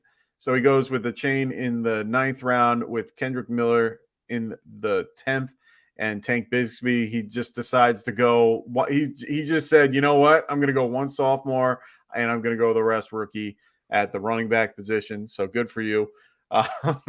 We'll see how that works. Get those young legs. Yeah, I got the very young legs. We got TJ Hawkinson at the 5 and Greg Dulcich at the end. I mean, honestly, I don't hate the build. I like, certain players in it. Unfortunately, the running backs kind of make it weak for me. I understand they're rookies. I understand they're in good situations that they could be used. We talked about Miller before. Martin was very high on him. We talked about Ake as well. I mean, he could do very well in that particular lineup. But, beyond that, I mean, this is a very young team. It's going to have a rough start. I mean, Mahomes will keep it up there. I like the Chase and Olave, picks. I like Addison. I think he's one of the better rookie, the rookie wide receivers that are out there. I think Wan'Dale was kind of a person that you could probably avoid. I don't see him playing this year. He got hurt in week 11, so there's no point in rushing him back when they picked up Hyatt, who, I picked up. But other than that, I mean, it's I'd say probably closer to like my 7th team or something like that in that tier. So okay, yeah. And I thought of it to put it this way, which is full credit to the Fantasy Whisperers. Roast or toast it. So you got a roast or a toast pick that you have there for it, Martin. Roast it.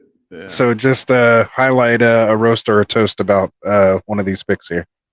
Anyone you have a big problem with or you really like? I should have explained like what we were going to do ahead of time. Yeah, you can either pick one. Just pick one thing. Yeah. That I don't like, right? Yeah, either or. Something you really like or something you don't like. One of the extremes. That's a little helpful then. Roast it or toast it. I don't like the Jacoby Myers pick. Interesting. Okay. I mean, we're talking about. I think he might actually almost do a little better than Adams. No, that's too hot of a take. I wouldn't say he's going to do better, but I definitely think that PPR. I think for PPR, he's going to be a solid wide receiver. Like, I'd say a low end wide receiver 2. Ooh, no, I think low end wide receiver 3. That's where he's at. Max. I like him. I can't say anything nice about the Raiders anyway. That's a fair point. Yeah. So I'll go with the toast. I like the Addison pick. I actually think he probably would be my, like, if we're starting 3 wide receivers, he'd be the one I'd start ahead. I think they said over 100 targets vacated in that offense with Thielen leaving. Yeah, he should produce fine. So that's since you roasted him, I'll give him a toast on the Addison pick there. So I really like that one. Nice. All right, so we'll move on here. Let me see who was next. Mr. Calvin Brown, Brocal, drafting out of the 8th spot. So I guess I'll take this one since he sniped me for Kelsey in this one. So he goes Kelsey at the 108. Only takes one tight end here. Goes Waddle at the 2.5. DJ Moore at the 4.5. Oh, what happened? I'm sorry. You can't say anything nice about the Raiders, but yet you draft Josh Jacobs in the 1st. Again, it doesn't mean I had to say anything nice, right? So keep going. I had to bring that up. Well, it's well said, and by my fellow Niner fans, so it's all good. Yeah. So Waddle at the 2-5, DJ Moore at the 4-5. Then he hits a couple running backs. Gets Elijah Moore, which I really like here at the 8-5. Zay Flowers at the 9-8. Hunter Renfro at the 10-5. Zay Jones at the 11-8. KJ Osborne here at the 12. So definitely goes deep on the wide receivers there. He's running backs, basically all dead zone running backs here. In the 5, 6, and 7, he goes Mixon, Montgomery, and Gibson. All things considered, not that bad of a trio, considering he waited that late. And then his quarterbacks are Jalen Hurts, arguably the QB 2-1 overall this year. Yeah. And then takes a flyer here at Richardson in the last round. So overall, when I look at this team, I mean, obviously the Kelsey advantage stands out to me. I like the Hurts picks, like the Waddle pick there. DJ Moore, I kind of go back and forth on almost every day. I don't know what to feel about it. I think there's definitely some good potential there. And he's definitely a good talent. So we'll see, how he turns out there. Definitely something I'm excited to see. And same thing with Moore. I really like that pick.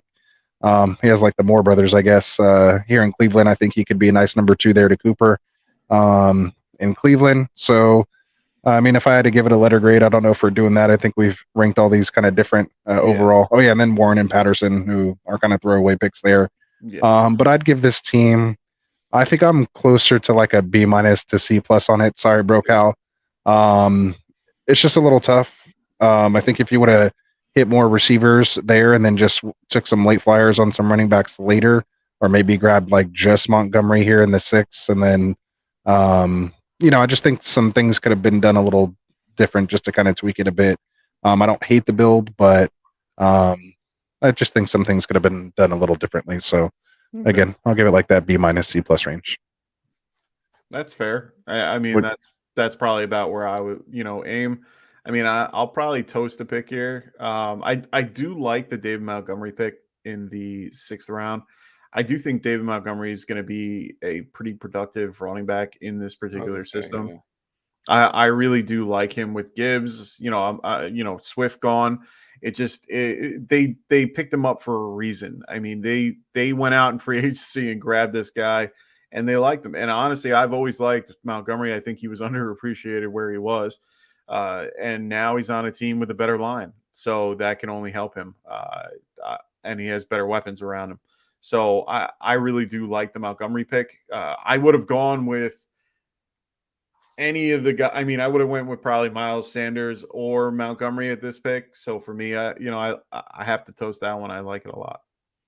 Nice. What about you, Martin? You got a roaster or toast pick here? Yeah, Jalen Warren. It's a really nice pick there. Here at the 13. They like him there. They really do. I mean, I think Pittsburgh's going to use them both. When Najee wasn't there, he was very productive. I think getting him as a backup this late, it wouldn't surprise me if he outbeats Antonio Gibson in some of these cases, just because of how much they use him. So I like Jalen Warren here. So interesting. Yeah. You think he can beat out Najee? Oh no, absolutely not. But I'm just saying, like productive wise, like if Najee goes down, yeah, gonna be his backfield. Like, late at the 13th round. Like I like it there. Some upside there, absolutely. Never know what's gonna happen here. Maybe that foot, problem lingers again. And again, another year under his belt. So well done. All right. So probably should have been looking at who was next here. So we did that one. Brocal. I think it was Roman. Oh, my bad. I think Roman's next. No, that's fine. All I was trying to do was bring up Tim's thing. I kind of want to know where you saw that report because I'm a little confused on how he would be able to be back that quickly being out like week 11, 12 last year. And he didn't get surgery until I think at least 3 weeks after when the swelling went down. So my whole thing is I'm a little unsure of him being back week 1. And even if he is, I don't see them bringing him in yet. I think that I mean, they went out and grabbed guys like Crowder, Paris Campbell.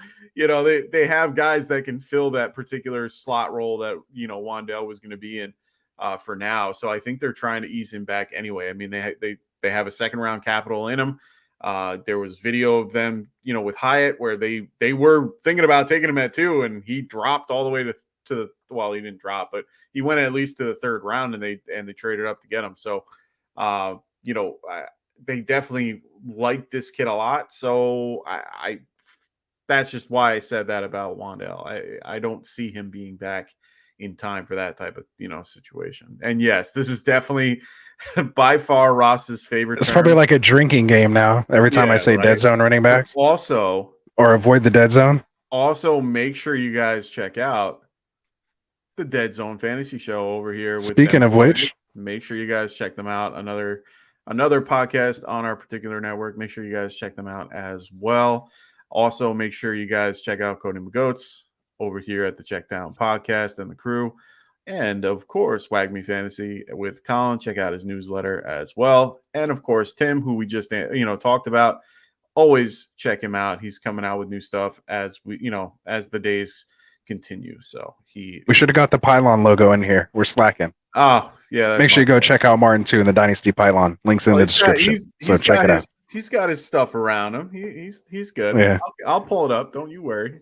Yeah. So Ron also says it's not bad, but I would avoid the dead zone running back and have gotten two of those for a wide receiver, especially in PPR, and picked up some late RBs later. He says he just puts that on record and can just play that after every draft comment. So that's pretty well said. So who are we moving on to? Yeah. I think Roman's next. Roman. All right. So we got Roman going with Tyreek Hill in as his first pick. Deebo Samuel, then Devontae Smith. And he says he thinks he should have done Wilson over Deebo there. Okay. So he wants to comment on that when you break it down. Go ahead. He should have done Wilson over Deebo. Okay. Yeah. Then he goes with Treylon Burks in the 7th round. Goes with JSN in the 8th. Juju in the 9th, where Martin wanted to kill him. Rice in the 12th, and Downs in the 13th. Goes with Swift as his first running back off the board in the 4th round. Then grabs Miles Sanders in the 6th, Jared McKinnon in the 11th, and Jerome Ford as a late round wide running back. Then he goes with Kyle Pitts in the 5th round, Deshaun Watson in the 10th, and Kirk Cousins in the 14th. Overall, I get the build. I'm not against like the first half of it. Everything kind of behind it, I'm a little bit, you're a little weak at running back for me. I do like Jared McKinnon quite a lot, but you don't have anything really. I always like having one or two more running backs. In my opinion, it's running back is one of those positions, but at the same time, you definitely need the wide receivers, just based on the fact that it's 3 wide. You definitely have one of the stronger groups with 3 wide as a whole. I do like the Watson pick. I do like the Cousins. You can figure out which one you want from there. I think both are solid picks. The wide receivers, you went a little young at the end of it, but there's nothing wrong with that. With these guys, Burks is definitely going to lead his group. JSN can come in at one point. Juju can be fine. I think he's going to just slide right into that Jacoby Myers role that we saw. So overall, I don't hate the team. I'd probably go more towards, if we're doing letter grades, I'd probably go more towards a B+, A- type range comparatively to, yeah, I think I'm going to go with that. I think I'm in the B range. But I'll turn it over to Martin, and you have a toast or a roast pick for this team? Not. The only guy. I was going to say Juju. well, yeah. I think Juju's going to be fine. I think he's going to actually be pretty good there. They're going to rely on him a lot. Now he went pretty late with. Now he's hoping this Jerome Ford news is going to pan out. Yeah. So, I was looking at him earlier, like a few months ago, and was debating on picking him up by waivers. So it's not bad. I like Jerome Ford. If he does step into that role, he could be like this guy's savior right here with this running back room. Because Swift and Sanders is going to be good, but he's going to be like the majority of the carry before, if he gets hurt, then Chuba's going to have to fly in there. And then Swift, I really hope that the Eagles change their philosophy on the run game, because it's Swift and Penny, and it wouldn't surprise me if Gainwell kind of I agree. snuffs. And then they still have Scott too. Yeah, they re-signed Scott for a 2-year deal. So I hate Scott so much. I do too. So do I, man. I hate him a lot just because. Oh, against the Giants, he scores every time. Every time. You're better. You're almost. You should automatically, when the Giants face the Eagles, should make a parlay with Boston Scott scoring a touchdown. Like, that should be in your parlay. Mm-hmm. Yeah. This Pitts pick though, I don't know what it's. He did really good his first year, and then his second year was like almost like 100 points difference. Like, it was just so like, and then it was just, I don't know. I hope that he hits a little bit better this year. I can only hope. If I think it was like 75 to 80 range last year for a tight end, and then the year before that he was plus 150 something points on PPR leagues. Yeah, I think if he at least gets close to 100, I'll be okay with that. But here in the fifth, too high. I think I would have gone another running back. I don't know. Yeah, like you're like, Pitts is good. I just don't know. He's one of those questionable tight ends for me right now. I can't take him where he went. I can't take him until after the Goddard tier. Like, that's my tier for Pitts. Like, I'll go Kelsey, Andrews, Kittle, Hawkinson, Goddard, and then if Pitts is there, then I'm fine taking him in like the 7th to 8th. But I can't take him in the 5th. I think it's honestly, I avoid Pitts at all costs. But this dude could have the highest Tycoons even saying the 5th is early for Pitts. Ooh. Yeah, this dude could have a high ceiling though. That's the issue here. Like, I don't know. Agreed.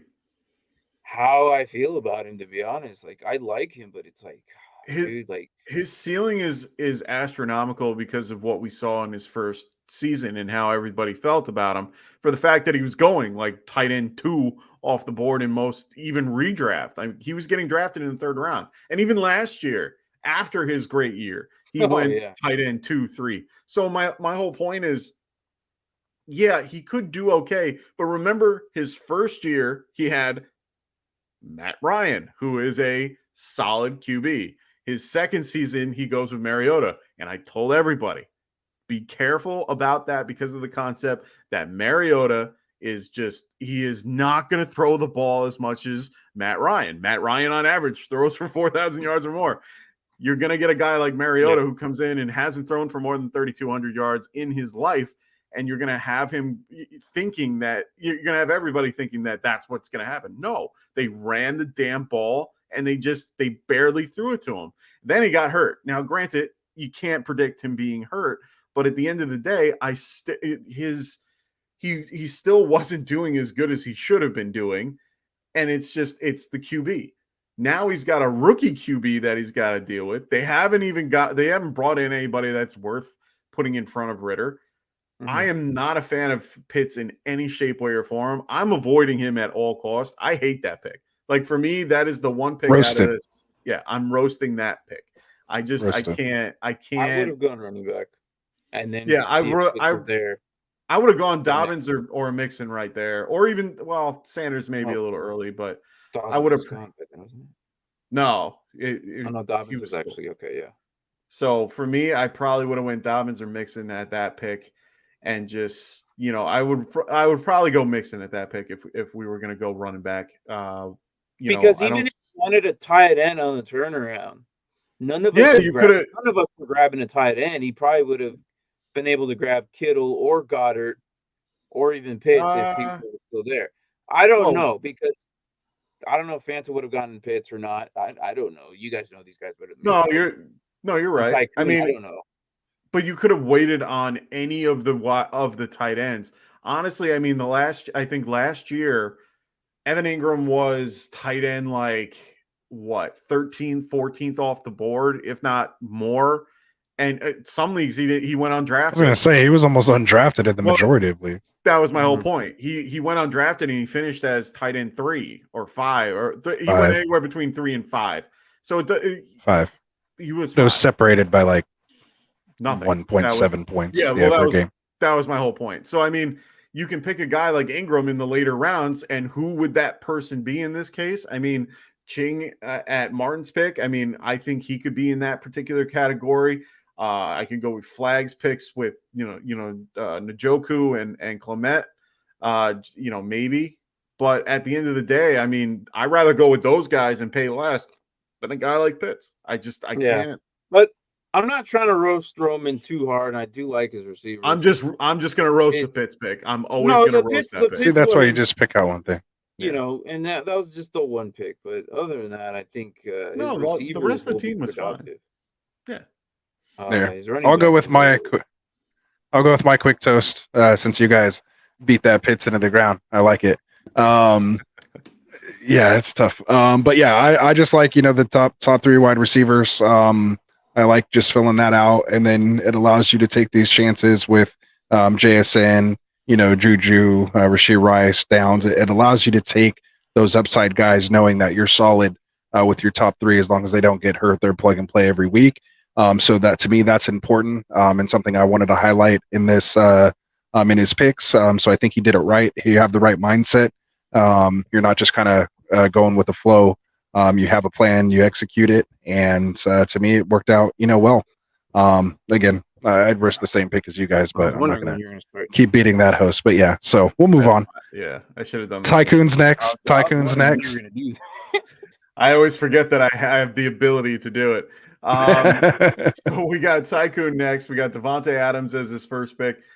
Keenan Allen as his third. We got Cortland Sutton as his 7th pick. Rashad Bateman as his 8th. We go to Adam Thielen. Then Rondell Moore and Rashid Shaheed. I keep forgetting that one. Well done. Yeah, right. Then he goes with Saquon Barkley in the 2nd round, J.K. Dobbins in the 5th. Then he goes with Rashad Penny in the 10th with Devin Singletary, who I'm probably going to make that my toast in this particular one. Leonard Fournette and at the 13th pick. Then he goes with Lamar Jackson in the 4th with Trey Lance to round out Mr. Irrelevant at the end. And he has Dallas Goedert in the 6th. So overall, I don't hate this team. It's a little older, a little bit of risk, but I do like the foundation of it. I'm not we all know my experience with Lamar Jackson in general and how much I'm not a huge fan of him. He did kind of go a little bit stack wise with, Lamar and Bateman, hoping that works out. He also has Dobbins in there. Dobbins could be a sneaky pick this year, just recovering from the ACL injury that he had. I mean, the guy tore everything in his knee. So, he came back early. We'll see how he pans out, but I don't hate that pick. My favorite pick, like I said, is definitely the Devin Singletary pick. I think Devin Singletary is going to be heavily used in Houston, more than people think, just because they need to spell Dameon Pierce a little bit just to make him a little more productive. I do like Thielen. You don't think they're going to give him 25 carries a game anymore? Damn. I think they'll give him 20 instead of the 25, and then they're going to give Singletary the other 20. It's just me. I think that Singletary has the ability to do really well as a receiving back, especially in PPR. I think it's a really good pick. Saquon is Saquon. I can't say much more about that. Hopefully he signs his tender, even though he rejected a $14 million contract, but whatever, $14 million a year. But overall, I do like this team. I like the Goddard pick a lot. I'm a big fan of Sutton, so I'm not going to get off that soapbox. I think he'll be productive in Sean Payton's offense. Hopefully, Russell can, turn it around. But otherwise, this is definitely an older wide receiver build comparatively to teams like Tim's. Oh, reliable. Yeah, I mean, reliable is always nice. So for me, I do like the Goddard pick a lot, and the Singletary pick. So, what's your letter grade on this one? If you had to give one, I'm probably going to go with a BB plus. I think it's a solid team. It's like I said, it's just a little older and has a little bit of risk to it, but I think the build is solid. I think he, did well with what he had. I might have gone a different route from Keenan Allen, even though he's not a horrible pick. I think he got sniped for Dotson. I think Dotson would have been a nice pick for Sutton if he was there. Otherwise, yeah, I'd say BB plus. Very cool. Martin, you got a toast or a roast pick or concept on this one? Yeah, just gonna say later to Roman real quick. Take care, dude. Oh, thanks for coming out, brother. We appreciate it. Thanks for the support, man. Around, man. I look. Let's hope the Baltimore Ravens just do good this year. Yeah, right. Because if they do, they are a fantasy producing team, though. They are. Their offense does produce numbers. I think Dobbins is going to have a year, man. Yeah, I think I don't like Dobbins, but wait. Hold on. Say that again. I'm not a big Dobbins fan. But you see what I got to deal with over here, Martin? No, I got to make sure that he's still on board with the no Dobbins. I need to make sure he's holding those receipts for later. Honestly, I think it could be a sneaky pick, but at the end of the day, I don't believe in the guy. I just think that it's a good pick for what he's trying to build. You can be on your island all you want. That's fine. I would have went Pierce or Montgomery or Sanders. Stay on your island. It's fine. I'm gonna say Dobbins is gonna be fine. Okay, he's gonna be fine with Lamar here. He's gonna be. I like what he has. Money's gonna weigh him down. Say what? Money's gonna weigh him down. Lamar. I believe in the concept that in a lot of situations that when people get paid, it tends to change their particular outcome. Cam Newton came out and said it a couple years ago, or he said it in something that he talked about. He was sitting down and in an interview, and he's like, my rookie year, I get a $20,000, I sign a contract for $22 million, and I'm sitting there, I'm waiting for my camp. Everyone's saying they're getting their money, and I'm waiting. And all of a sudden this Tuesday came, and I got this freaking phone number in my, I got this phone number in my bank account. And he was like, holy shit, I get this either way. I get this. Wow. And then the next week came, get the big number again, and so on and so forth, to the point where he was saying, like, I could throw 5 touchdowns and get this money. I can throw 5 interceptions and get this money. At the end of the day, you get your money. It don't matter if you're producing or not, and it's guaranteed 174, whatever. But that's why he's on his couch right now and missed 5 years of his career, because he had that mindset. No, and you're also listening now. Yeah, that's what I was like. That's the first mistake. But I'm saying the mindset is there, and a guy like Lamar, whatever. That's isolated. Baltimore Ravens all you want. I don't care. I'm roasting Lamar. I like John Harbaugh. Goes deep. Yeah, he goes deep there. I hope that Dobbins ends up with the Giants, and then I would love that for you to cry me a river, because I don't care. No, look, this team is solid. Okay. Up until after I don't like Fournette and Trey Lance. That's not the I don't like them. But Rashid's had a pretty good few games. Oh, I like him a lot. Penny's gonna split some time with Swift, so to get him that late in the 10th is fantastic. Agreed. I think Dobbins gonna be fine. Barkley, it is what it is, but I think either way, I like this team. I'm on a solid B plus on this one. The connection with with freaking Carolina, damn it, Bryce Young and yeah, Adam Thielen, but they'll figure it out. I'm okay. Oh, and Rondell Moore. That one is that one's sketchy at best. No, that one you could roast that one. That one sucks. I'm sorry. Yeah. I mean the Bateman pick's the only one. If you had to pick, other than that though, it's fine. If I had to pick a roast, it would be Bateman, and it's just because I don't believe in Lamar. No. Yeah, my quick roast, since he said he definitely nothing. Well, at first he said he definitely would rather be toasted than roasted, and but nothing wrong with getting toasted. So, but mine's just Fournette. Like I can't draft somebody who's not even on a team right now. Yeah. Obviously, if you're maybe projecting forward, but he could just be gone. You know, like all these other guys, Todd Gurley, so on and so forth, they're just gone. So nice. It's all good. Look at that. He's like, I think I think it's a solid B plus. Like there's some work to do with the waivers, but we know you're good on the waivers. Tycoon, I am never going to get away from this. Hey, you should have heard his praises while he was starting, and then until they didn't want to pay him. Yeah, no, he was good. You were like, I did not like him last year. I had him outside my top 10 last year. Well, no, I mean on the team you drafted him, you liked him. I had to for those first 6-7 weeks. Yeah, I had no. You always have a choice. You always have a choice. I picked that because. Anyway, we'll move on. We'll move on. But yeah, so good job, Tycoon. Appreciate you coming out.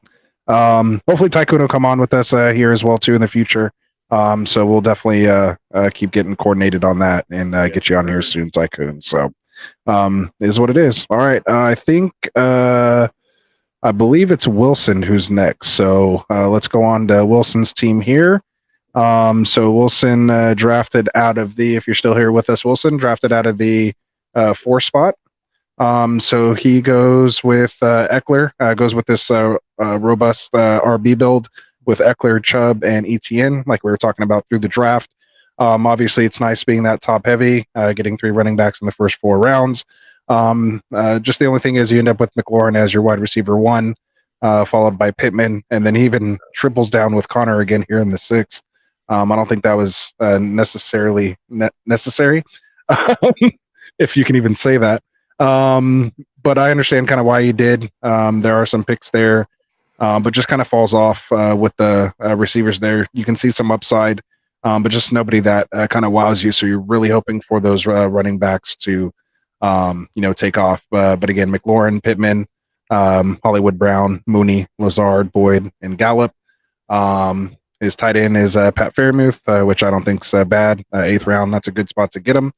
Can't argue with that. Also has Mostert down here late, so that's a good pick. And then picks up Goff, and then Pickett as his last 2 picks. So kind of went 0 QB almost even as well, on top of a robust build, and ends up with a nice QB1 even. Me usually calling him Jared Goffel, but stats are stats, and take the name off the jersey, as we always say. And there we are. So overall, I'd probably give this closer to like a C plus for me. I'm not going to completely roast it, but there's just some of these wide receiver picks, just the specific wide receivers I just have some questions on. Mainly Brown, Mooney, Lazard. I'm okay with Boyd. Gallup, I think, bumps down with Cooks being there too. But again, it's like his wide receiver 7, so I can't complain too much about that. So that's where I'm at. So what do you guys got? You guys got a roast or a toast you want to do for Mr. Wilson? And again, Wilson, we appreciate everything you do for us here on the channel, Mr. Ambassador. I'm gonna give him a toast because honestly, I think the best pick. Beyond of course, his RBs at the top. Jared Goff for me, I've said it 100 times. He is probably one of my favorites this year to draft, and he got him in the 14th round. Hey, congrats. That's a great place for him. I love it. I like the Jared Goff pick overall based on the build.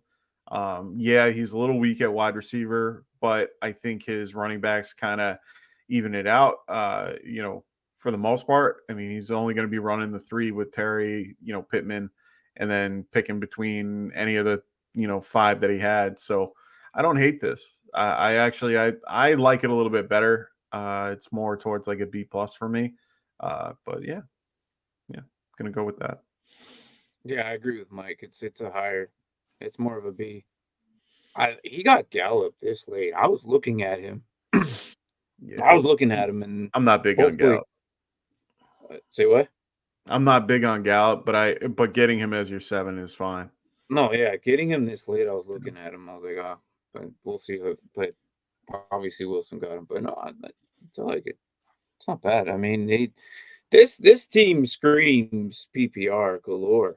Yeah, every single one of these guys, and that's what saves them. I think even like the questionable receiver that Anthony mentioned was like Mooney was one of them. He might be surprisingly good, just because I don't trust Fields. Of course, thank you on that. Do you want me to give you all the stats? I'll do it right now. Okay, no, please don't. So, oh my gosh. No, I didn't ask for that. Mike, I know. I didn't ask for that. The fact is, he's never had any weapons. He's never had a line. And I think Mooney might actually be like a sneaky ninja here with DJ Moore now there. I think they might involve Claypool more because they spent money, like they spent capital. Third round, second. I don't know what they're gonna do. But Mooney could be that sneaky ninja. We don't know because we're obviously not in season yet. But I don't know. Like I feel like Fields is gonna step it up this year. Okay. Hey, I understand it. I mean, Darryl Mooney as a talent, like just the player himself, is very talented. I like him a lot as himself, but unfortunately, him paired with a guy like Fields, I don't feel comfortable with a team that focuses mostly on the run. Their line was beat up. Yeah, they didn't have anything else behind them either. So if you want to use that as the excuse for him only throwing for 1,800 yards and, being 31st in completion percentage, that's fine. But at the end of the day, there were other quarterbacks that were in the same scenarios that did better. And it just, I can't help but think that, he finished the year at QB. He was the QB7, and it's because he rushed for what, 1,075, whatever it was. And he only threw for the 1,800. He has to then regress in running and increase in passing to even be relevant to finish in that top 5. I just don't see it. I just don't see a path for that to happen based on his, previous stuff. And, I understand DJ Moore is who he is. And I like DJ Moore a lot, but I just don't trust Fields. I don't see the path. It's just me. I'm avoiding the Bears passing options comparatively to their running. So that's just me. Sorry. I can't get behind him. I'm not a big, you guys all know, I don't like the mobile quarterback guy. Like I'll stick with, I was going to say, come on, man. I'll stick with I like the guys that will pass first and run second. And, guys like, Josh Allen, Joe Burrow, they run on occasion, but they don't choose to run first. They choose to run when they can, and they get 600-700, they get the 500 to 700 yards a year comparatively to trying to get 1,000 yards. Like, it's just not my. I'd rather have a guy. Jalen Hurts on your dynasty team. No, I never had Jalen Hurts. I thought you had, or one year you did. Or never. No, he had Trey Lance and Kyler Murray. I had, and he since traded one of them. I traded both of them. He did trade both of them. Like the only guy that I have is Josh Allen, and honestly, did we get to RJ yet? No, we have not. Flag RJ? Oh, my bad, RJ. I think I missed you in all the chats here. So hopefully you're here. If you come back to watch us, we'll get to you next year. All right, were we done with Wilson there? Yeah, overall we're done. I mean, me and Martin were a little higher on him than you were, and that's okay. Yeah, me and my receivers, as Ron said, just put it on record and hit play. Especially 3 wide receiver PPR. There's no way, and 2 flex. No way I'm taking 3 wide. I'm not going robust RB in that build. No, you're never going to do that. 2 wide receiver and maybe 1 flex. You could go robust RB and get away with it. It's just me. Anyway, we appreciate you, Wilson. All right, so let's get to RJ here. Hopefully he's still with us. We did forget about you. I can't say we didn't forget about you because I kind of did. I went a little out of order there, I think. But yeah, so let's get to it. Who wants to read it off? You want to do it, Martin? Can you see it, or I can do it? I could see it. Go ahead, Martin. He started off his quarterback. His 1 QB is Dak Prescott. Caught him here in the 8th. And as receivers, he's got Diggs, Browns, Hopkins, Kirk, Chark, John Mechie, and Alex Pierce. In his running backs, Tony Pollard, Damian Pierce, Alexander Madison, Samaje Perine, and Joshua Kelly. And David Njoku and Cole Kmet as tight ends. So, I love his receivers. I really do. Yeah. Even John Mechie, we haven't seen him, but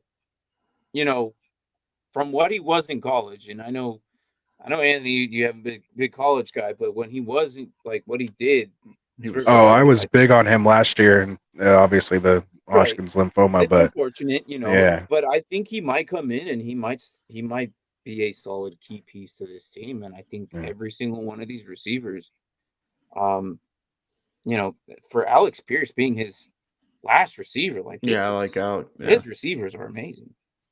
Like, I don't have a problem with any of these guys this year. Like, the Hopkins, if that issue ever gets fixed with the QB, hopefully, by week 4 or something, like they'll have something established there. But I don't know. They're banged up right now. But I don't that's the Cardinals, so we'll see. But for running backs, PPR machine, Tony Pollard. Damian Pierce is a solid running back. Samaje Perine and Madison. Let's hope Cook goes somewhere, and then Madison can be his go-to guy probably here in a few games. I don't know, and then Joshua Kelly. I know the Chargers liked using him a lot when Eckler was on the sideline. They switched over. Kelly was the first running back out, or when Eckler is hurt. Hopefully not, but Kelly was the 2 there. So overall, and then if I do have a roast, damn, I don't know. Yeah, to be honest, I was gonna say the same thing. I can't. I really can't. Yeah, I think so far this is probably my favorite team that we've at least gone over right now. Obviously, picking in front of and behind him. Having him in front of me a couple times, I felt like I got sniped quite a few times with some guys here that I wanted, kind of made me alter. And honestly, I have a A-, so I'm just going to toast the whole build, waiting on quarterback till the 8th, waiting on tight end till 10th and 13th. Just well done. Just well done. Good job, RJ. Yeah, I like this one. To me, it's A- on this one, my friend. I'm in the same boat. I mean, it is definitely a great build, great players with it, everything. I really like this build. I'm high on Madison. I'm high on Perine and Pierce. Like, everybody in this group, I like. Like Martin said, I love the wide receivers. I love, the upside for all of them. The tight ends. Kelly, I like the Kelly pick. I really do. I agree with Martin and the way that he's used in that system.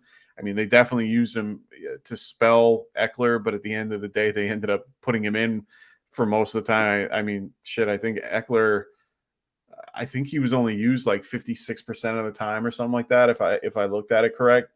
And I mean, Eckler had a great, he finished number 1 overall, but Kelly was right behind him doing well every time. So, yeah. I really like this team. The only thing is, Cowboys have a bye week. Week 7, right? Probably. That's a loss, dude. Yeah. Because I don't know if he's gonna find himself hopefully Stroud and Bryce Young do something. Love is there, Carr's there.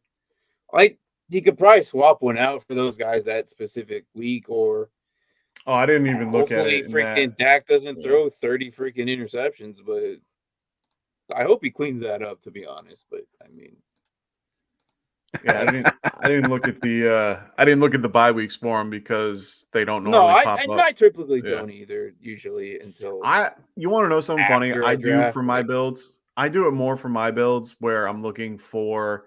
I try to spread it out enough that it doesn't screw my tiers. Like, if it screws up my tiers, then I won't do it. But yeah, I look at buys only. It's only a smidge though. Yeah, so. I usually pay attention to buys on running backs just because they're so scarce and they drop flies. I pay attention to him more for best ball than I do Agreed. redraft because But I there's like it every in week redraft. we're doing waiver wire shows of the top 3 running backs, and those guys are getting picked up and started every week again, which is why I go with the hero RB build. Just FYI, guys. But yeah, so and yeah, he's saying week 7 is just going to be rough anyway because that's the bye NATO. So a lot of guys are going to have week 7. Last year I think it was what week 7, week 9 were pretty bad, and then like week 13. So yeah. Oh, Bryce Young anyway, and CJ Stroud's in that one too. Yeah. All right. Well, good job, Flag Dog. All right. I keep calling him Flag Dog because he used to be Flag DG. It's the same guy. I did confirm it. But his name's RJ, so he changed it, I guess, to RJ now. So appreciate you for coming out, man. Oh yeah, obviously RJ. He said it right there. Yep. Week 7. So RJ. So yeah. So appreciate you. He's been with us, since last year or maybe even before. So always nice drafting with you, man. I think didn't he come from like Gus Bus? Like, wasn't he part of that? Gus, yeah. Yeah, I was gonna say he's part of that group. Shout out to Gus Bus. Reeled him in. Absolutely. So great addition to the community here. Yes. All right. So I think that's everybody that was at least here on the stream. So we'll just kind of finish these off for the guys. Some of these guys were East Coast jumping in with us, so they had to jump out right when they'd done drafting. Yes. But they'll come back and watch it in the morning. So we'll go over theirs now. So we'll start here in the 101 spot with Don Flick, Donnie Tubbs. It's Tubbs, right? Tubbs. I think so, yeah. Something like that. But we appreciate you, man. So he goes Jefferson, Brees Hall, Walker, Fields, goes Javonte Williams in the 5th, Mike Evans, George Pickens, Brian Robinson, Zach Charbonnet. We grabbed JMO from me here, Jameson Williams, even with the 6-game suspension. I was thinking of seeing if I can get him a little later, but he snatched him there. Then he goes with Kincaid and Schultz as his tight end room.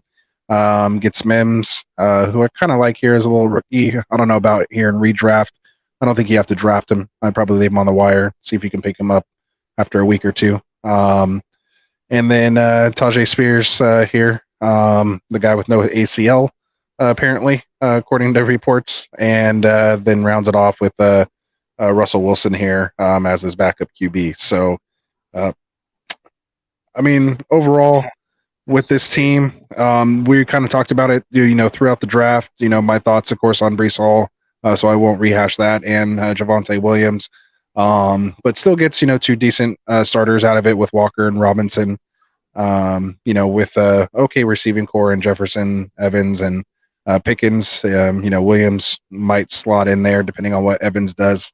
I don't feel great on that. If I was probably going to roast a pick, it would be Evans. I just don't know what to expect between him and Baker in that offense this year. Like that he waited on tight end. Late still got Schultz and Kincaid. We all see the potential there, of course, with being paired with Josh Allen in that offense. But of course, is still playing behind Knox. So we'll see what happens there. Being 2 tight end. Yeah. And they're talking about using him more as kind of like a slot anyway. Yeah. Being 6'4", so with good speed.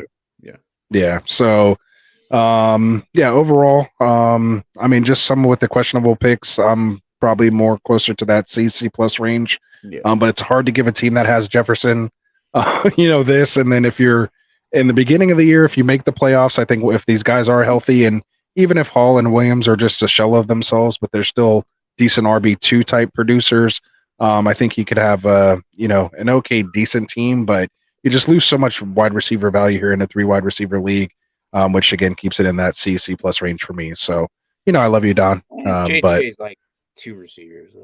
That's what I mean. So it's like, that's what I'm saying. It's hard to get a team with JJ on there. Dude, considerably low grade, but yeah. If this was a dynasty team, though, man. Oh yeah, No, this is what you want your dynasty team to look like. Dynasty team, yeah. But this is redraft, and for me, I'm gonna go more of a C-. And yes, you have Jefferson. It's a great pick. Other than that, I just can't get behind a lot of it. Like we said with Brees Hall and Javonte. One of them's okay.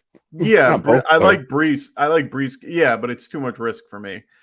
Ken Walker and Charbonnet should be fine together. Robinson's okay. He's just not someone I'm focused on.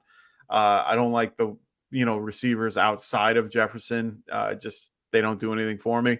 and we already know how I feel about Justin Fields. So that's where I get lost. So I'm just, I can't support it. And I don't know, just not my favorite team here. Sorry, Don. That's okay. It's all right. Go ahead. What you got, Martin? It's all right. It's not bad. I like a little risk. Mike's boring. Mike's boring. If it was Dynasty, I would love this team. That's why he's classic Mike. Classic. I am a classic.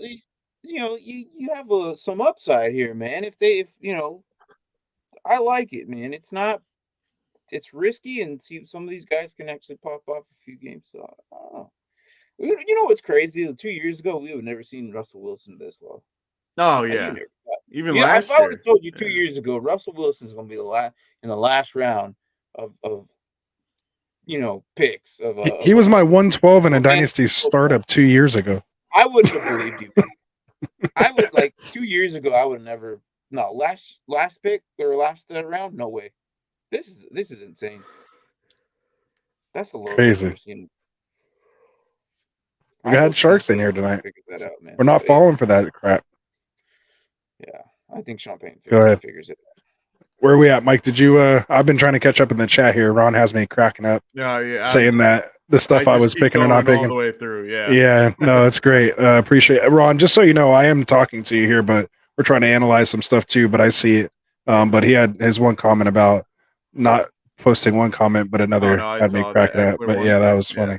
Yeah. He's like, I actually had something to contribute to the show, and then you post my dick comment instead. So that made me laugh.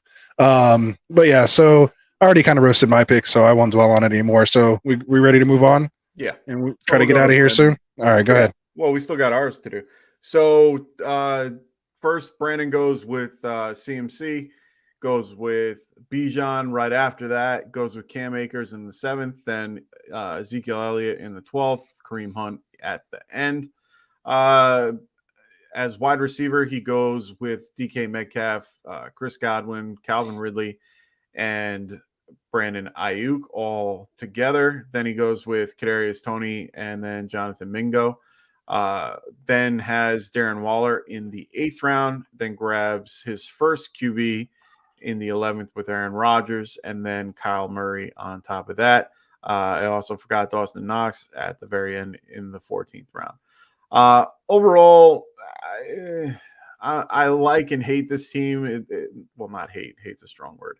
But I'm in between on this team. It would probably range in the C range for me. McCaffrey and Bijan are a great combination.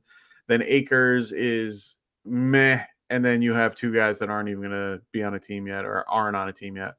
Wide receiver is the only thing that kind of do it for me here in this particular team, except for Kadarius Toney. I am avoiding him at all costs. I don't care.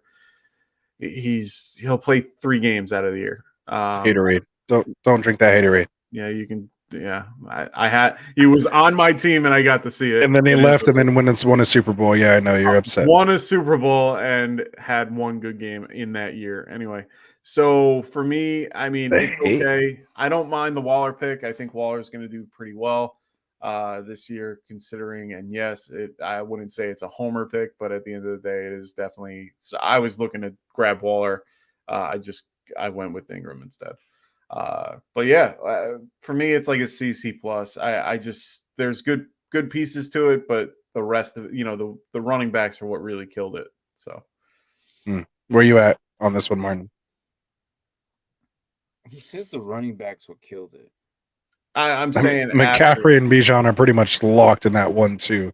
There's no injury. You're good. They're going to be his main producers here. I don't see it. A killing, man. I just you're not gonna. And Akers isn't a bad RB3. You're not gonna touch your running backs all season, and then unless they have a bye week or injury, I just don't. He started off really well, man. I like it all the way to almost if Kadarius Toney is top 36, it's decent. Such a special player, but just doesn't do it. I don't know, man. he can't be. He's such an athletic guy, man. It's just, and Ooh, him being on yikes. KC, if KC actually utilizes him like the way he should be, he could be a steal of a draft right here.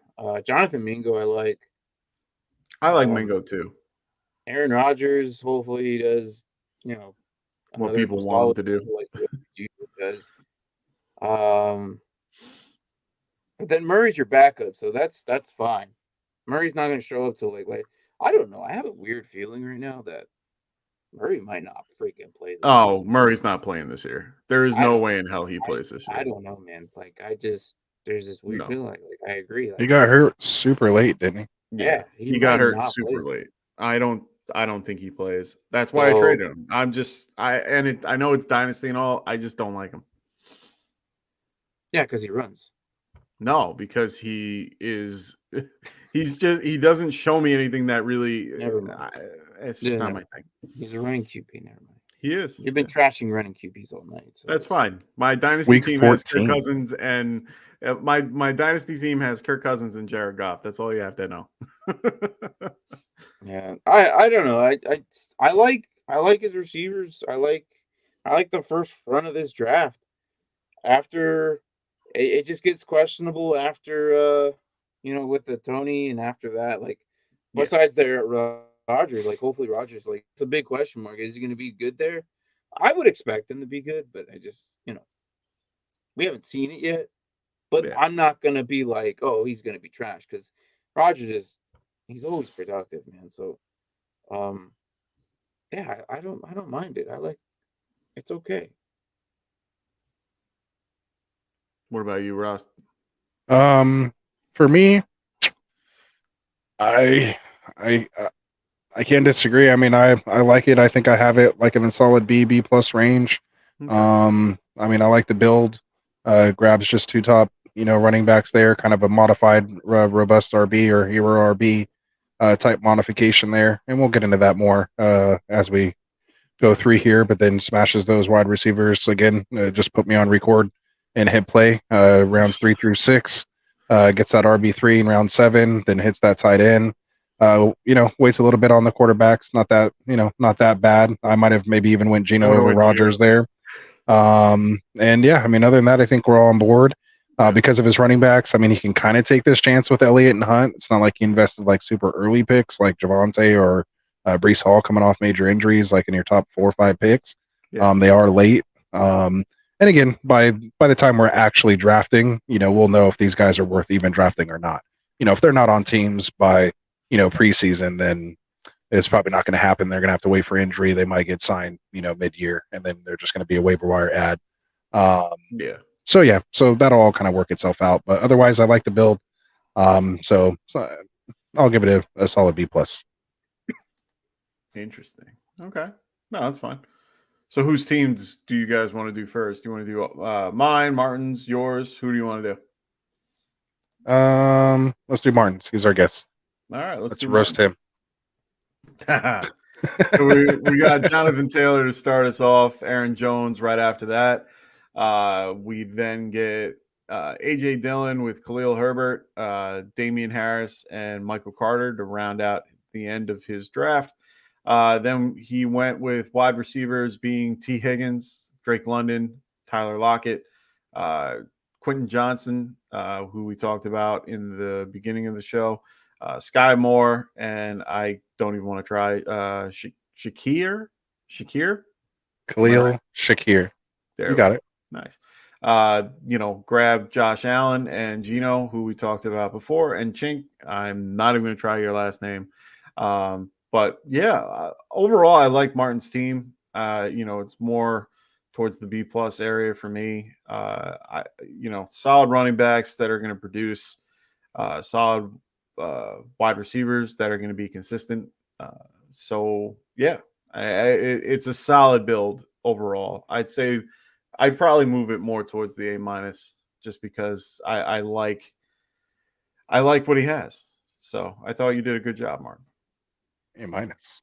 I don't know. That's lofty expectations to get an A. But it's Okonkwo. Kon, Kon, No, once I hear it. AWO. Yeah, that's what I mean. I wanted to. Yeah. I want you to be able to be confident with it throughout as we, because that's going to be a name you're going to have to know. Chiego Conquo. So you'll get it. But yeah, so not to break down the entire team, but to me that's kind of the toast pick that I want to make. There is that a Conquo pick. Yeah. For sure. Apparently, I found out last week that he's not he was one of my sleepers, but apparently it's like he's the industry sleeper, which makes him not a sleeper now. Yeah. So I know me, them boys, we were big on him last year. Yeah. So and I sneakily like Burks. I think somebody else got Burks over here. One of the other teams we were talking about. Yeah, Roman got him right there. Yeah. So, and that was a nice spot that he got him to. A little early. I mean, I'd like him a little later if you can, but to me, I think that's like his value. I just hate buying people at value. I like to get good value on people. I don't like buying sticker price, but yeah. So that's my toast. I'll give you a toast on this one since you were gracious to spend your 2+ hours with us here tonight on Friday. So yes, sir. Thank you, Martin, for joining us. Yeah, I think instead of Dylan, I probably would have went like Cook or Madsen. But honestly, I don't mind the pick because you're just handcuffing them to. That's the only reason why I did it. No, it's fine. I got that from that. I mean, either way, because I know I took Pachenko from you, so it made it where you were. It kind of screwed up your whole thing right there, and I get that. But I personally, if I was in your shoes, I probably would have went Cook or Madsen, and that's where I would feel a little more comfortable. I probably would have went Cook just because we're unsure about Madsen. I might even have went Kamara just because he would be your RB3 at that point, and you still were solid throughout the the whole thing. So honestly, the Dylan pick is the only one that I'm gonna quote unquote roast. But honestly, it's not a horrible pick at all. So nice. And what's your quick feedback on your team? Something you'd do differently if you could, now that you're looking at it. I don't know. Like and nothing's an okay answer too. Sniped a lot. Yeah. So I had to think on the fly. Like I wanted better receivers. We all want better receivers. Yeah, I think that's Welcome to 3 wide receiver PPR. What was dealt because I was like in the middle, so I had to make the best solid choice because I know I'm gonna miss out on like 10+ guys on both sides of the line. Yeah, right. I'm sitting. So, I don't know. I do like my Quanco pick. Like, I was surprised he was still there. Like I was looking at him and I'm like, hopefully I could snag him and I'll be fine. Yeah, and I was looking for him at that my Chase Brown pick, and I realized you had taken him around earlier. I was like, oh damn. Yeah. And the Shakir thing, I grabbed him because maybe injury or something, maybe the stack with Allen. I don't know. I got that. I saw what you were doing. I liked it. So I like it. Very nice. Well done. All right, so let's move on to Mike's team. You wanna? I'll do this one, and then Martin, you can do mine. So Mike goes with Cup and Wilson out of the gate, first and second round. Grabs his third wide receiver in the 5th, and Deontay Johnson. Makes a couple other picks, and then grabs Hyatt down here in the 10th. Follows that up with Peoples-Jones in the 11th, and then Nico Collins in the 13th to round out his wide receiver room. Going back up to the 3rd and 4th round, he grabs a couple dead zone running backs here in Harris and Cook. We had a whole discussion about Cook, and I don't know if he convinced me on that pick, but that's okay. Grabs Isaiah Pacheco down here at the 7th round. Follows it up with Tyler Algier in the 9th, and then Devonta Foreman here in the 12th to round out his running back room. He waits until the 6th round to get probably the last kind of guy you feel comfortable as a QB1, and Trevor Lawrence here in the 6th, and then grabs Stafford here in the last round in the 15th for his quarterbacks, and then gets Ingram at 8. It's definitely a classic Mike pick, and then the Sam Laporta pick is definitely a classic Mike pick too here in the 14th. So yeah, overall, Martin, what are you thinking on this team? I like the Sam Laporta pick there that late. I love Laporta. He's probably one of my favorite tight ends. The only tight end there that's relevant to the offense, and you know how they use their. Oh yeah. It's. I think Goff is going to utilize him a lot. Oh, I do too. Dude, I don't know. I think I like. It's not bad. I do love T-Law. So, and then stacked with Evan Ingram. So, yeah, that just fell in my like, lap. No, not. Hey, lucky you, I guess.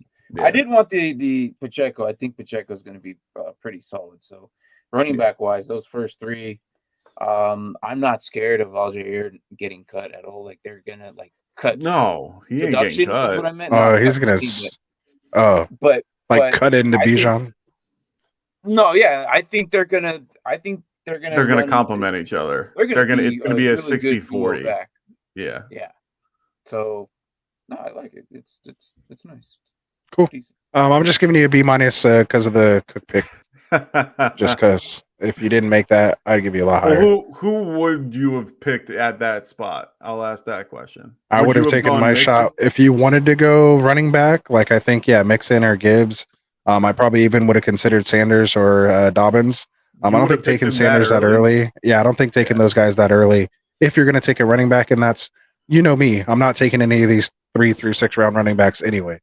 Like they're not guys I'm really necessarily taking because they're not in my target range. But if I was in this build, I would have just swapped it with Dobbins or Sanders. I just feel more comfortable with those guys. Okay. No, that's fair. I mean, just given their situations and their talent potential. So if Sanders made it to where T-Law was, the dead zone. If Sanders went where T-Law went, I probably would have. Or sorry, if Sanders made it to where T-Law is, I probably would have went Sanders over T-Law and then waited for QB to the very end where Goff went. Right. But if that Goff Geno range. Yeah, I would have went with Goff, Cousins, whoever in that particular, or even, like we said, with Geno. But I saw T-Law. I thought it was a good pick because he fell right to me. So I was very happy with that. Overall, I liked this build that I had. And, Drunk Squidward was asking before, who do I feel is going to be the wide receiver 1 for the Giants? I mean, it's tough. Honestly, I do think Hodges is probably going to be the number 1 overall at the end of the year. I think they're going to use everybody, but I think Hodges is going to be that guy. They drafted Hyatt, who I think will do very well this year. Unfortunately, they drafted a bunch of slot guys, but that's why I think Hodges is a little bit more in that realm. Slayton can play the outside as well, but he's more of a deep threat for me. So, I honestly, if you're going to put a gun to my head today and ask who's the wide receiver 1 for the Giants, I'm probably going to lean more towards Hodges. I think Wan'Dale has time to build. And I think Hyatt and Slayton will fight for number 2, if not Waller, at that spot for touches and stuff. So you kind of were answering Drunk Squidward's question there, but do you want to answer exactly what he's asking here? Well, he's asking me about the concept of who's going to be the wide receiver 1. He asked me who's going to be the wide receiver 1 there, and is it still Waddle? No, I don't think it's one of those 2. Right. And that's what I was getting at, is you kind of answered that with what you were just saying. Yeah, that's what I mean. So that's why I brought it up, because you literally went right into that answer. So hopefully you picked that up there, Drunk Squidward. If not, hit us up, man. You know how to get a hold of us directly. Yes, we'll help you out. So cool. We'll move on. I guess we saved the best for last. Ron's asking, what did you say about Wan'Dale last year, Mike? Hey, I didn't mind Wan'Dale last year. I like the pick, and he kind of went. He did well for like 2 weeks. He has potential. I think he's going to take some time to ease back in. So, all right. Well, let's do this. Let's finish it up, man.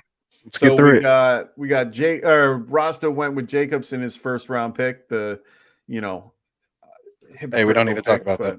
No, that's fine. Talk about that. Then he sniped me for James Cook later on in the 7th round. Elijah Mitchell in the 10th. Goes Chase Brown and Chase Edmonds at the very end of the draft. Goes with the sun god himself, Amon St. Brown in the 2nd. Goes Jerry Jeudy, Mike Williams, Brandon Cooks, Gabriel Davis, Allen Robinson, and Romeo Dobbs to round out his wide receivers. Picks up Joe Cool in the 4th round, and then Brock Purdy. Mr. Relevant. You're Mr. Irrelevant. and then goes to Mark Andrews in the 3rd round. So I like this team. I like bits and pieces of it. I'd probably go towards the B+ range. For me, I mean, we talked about Allen Robinson. I think Romeo Dobbs could be solid, but we still have a lot to see with Jordan Love. I do like the Chase Brown pick just because of the fact that he's more than likely going to be filling in that Samaje Perine role instead of Chris Evans. Overall, and I like the running back picks and how and of course this is your typical hero RB build for you, and I like it. I mean, the Burrow pick is you got value off of him being QB5. Yeah, that was crazy. Yeah, you lucked out. I probably my favorite pick. Honestly, if Burrow was available where Cook was, I would have taken Burrow because that's about where I have him. 4th, 5th round would be for one QB. So honestly, I like that pick a lot. The other wide receiver picks are okay. They're not sexy. They're not ones that I really aim for. I think St. Brown being your wide receiver 1 is a little weak, but he's still a solid choice. But he's not someone that I deem as like a quote unquote wide receiver 1. I see him more as a he finished wide receiver 7 overall in PPR. So what else are you looking for? Like no, he has to be top 6 to be a wide receiver 1. No, but I feel more comfortable in a 3. I feel more comfortable with him being as my wide receiver 2 in a 3 wide receiver type format. That's just how I feel. I would have probably went with. I feel more comfortable with Garrett Wilson or Higgins comparatively to Brown at that pick, and let someone else have him at that particular value and go from there. I think it's just a little early for him. That's all. I feel like I need to defend the Sun God pick, but I'm not gonna. Martin, what do you have to say? I love Amon-Ra St. Brown.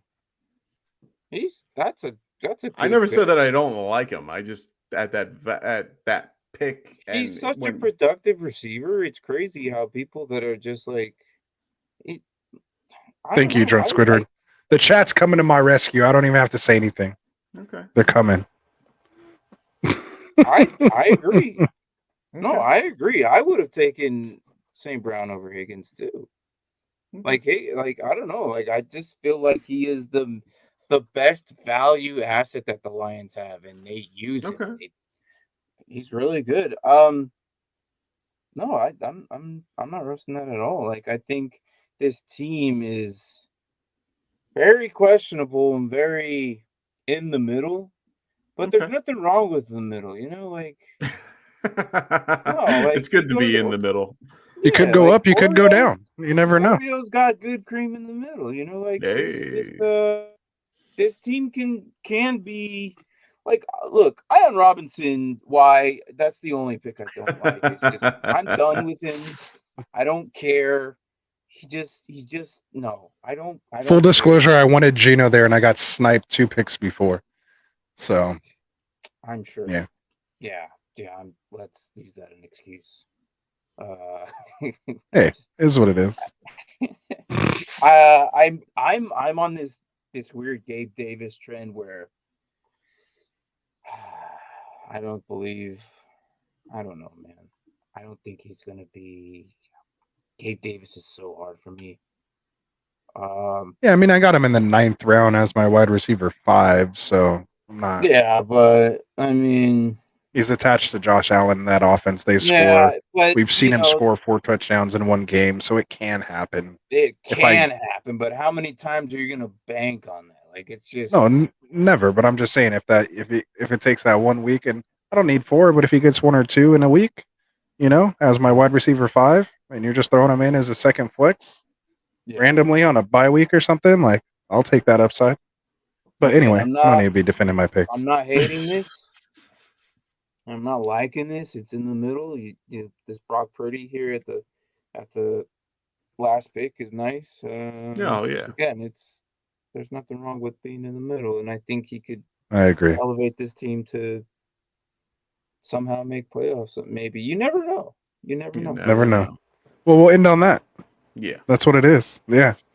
Well, yeah, good stuff. No, that was a fun draft. Appreciate you, Martin, for coming out. Of course. I'm gonna bring you up here on the full screen, and there we go.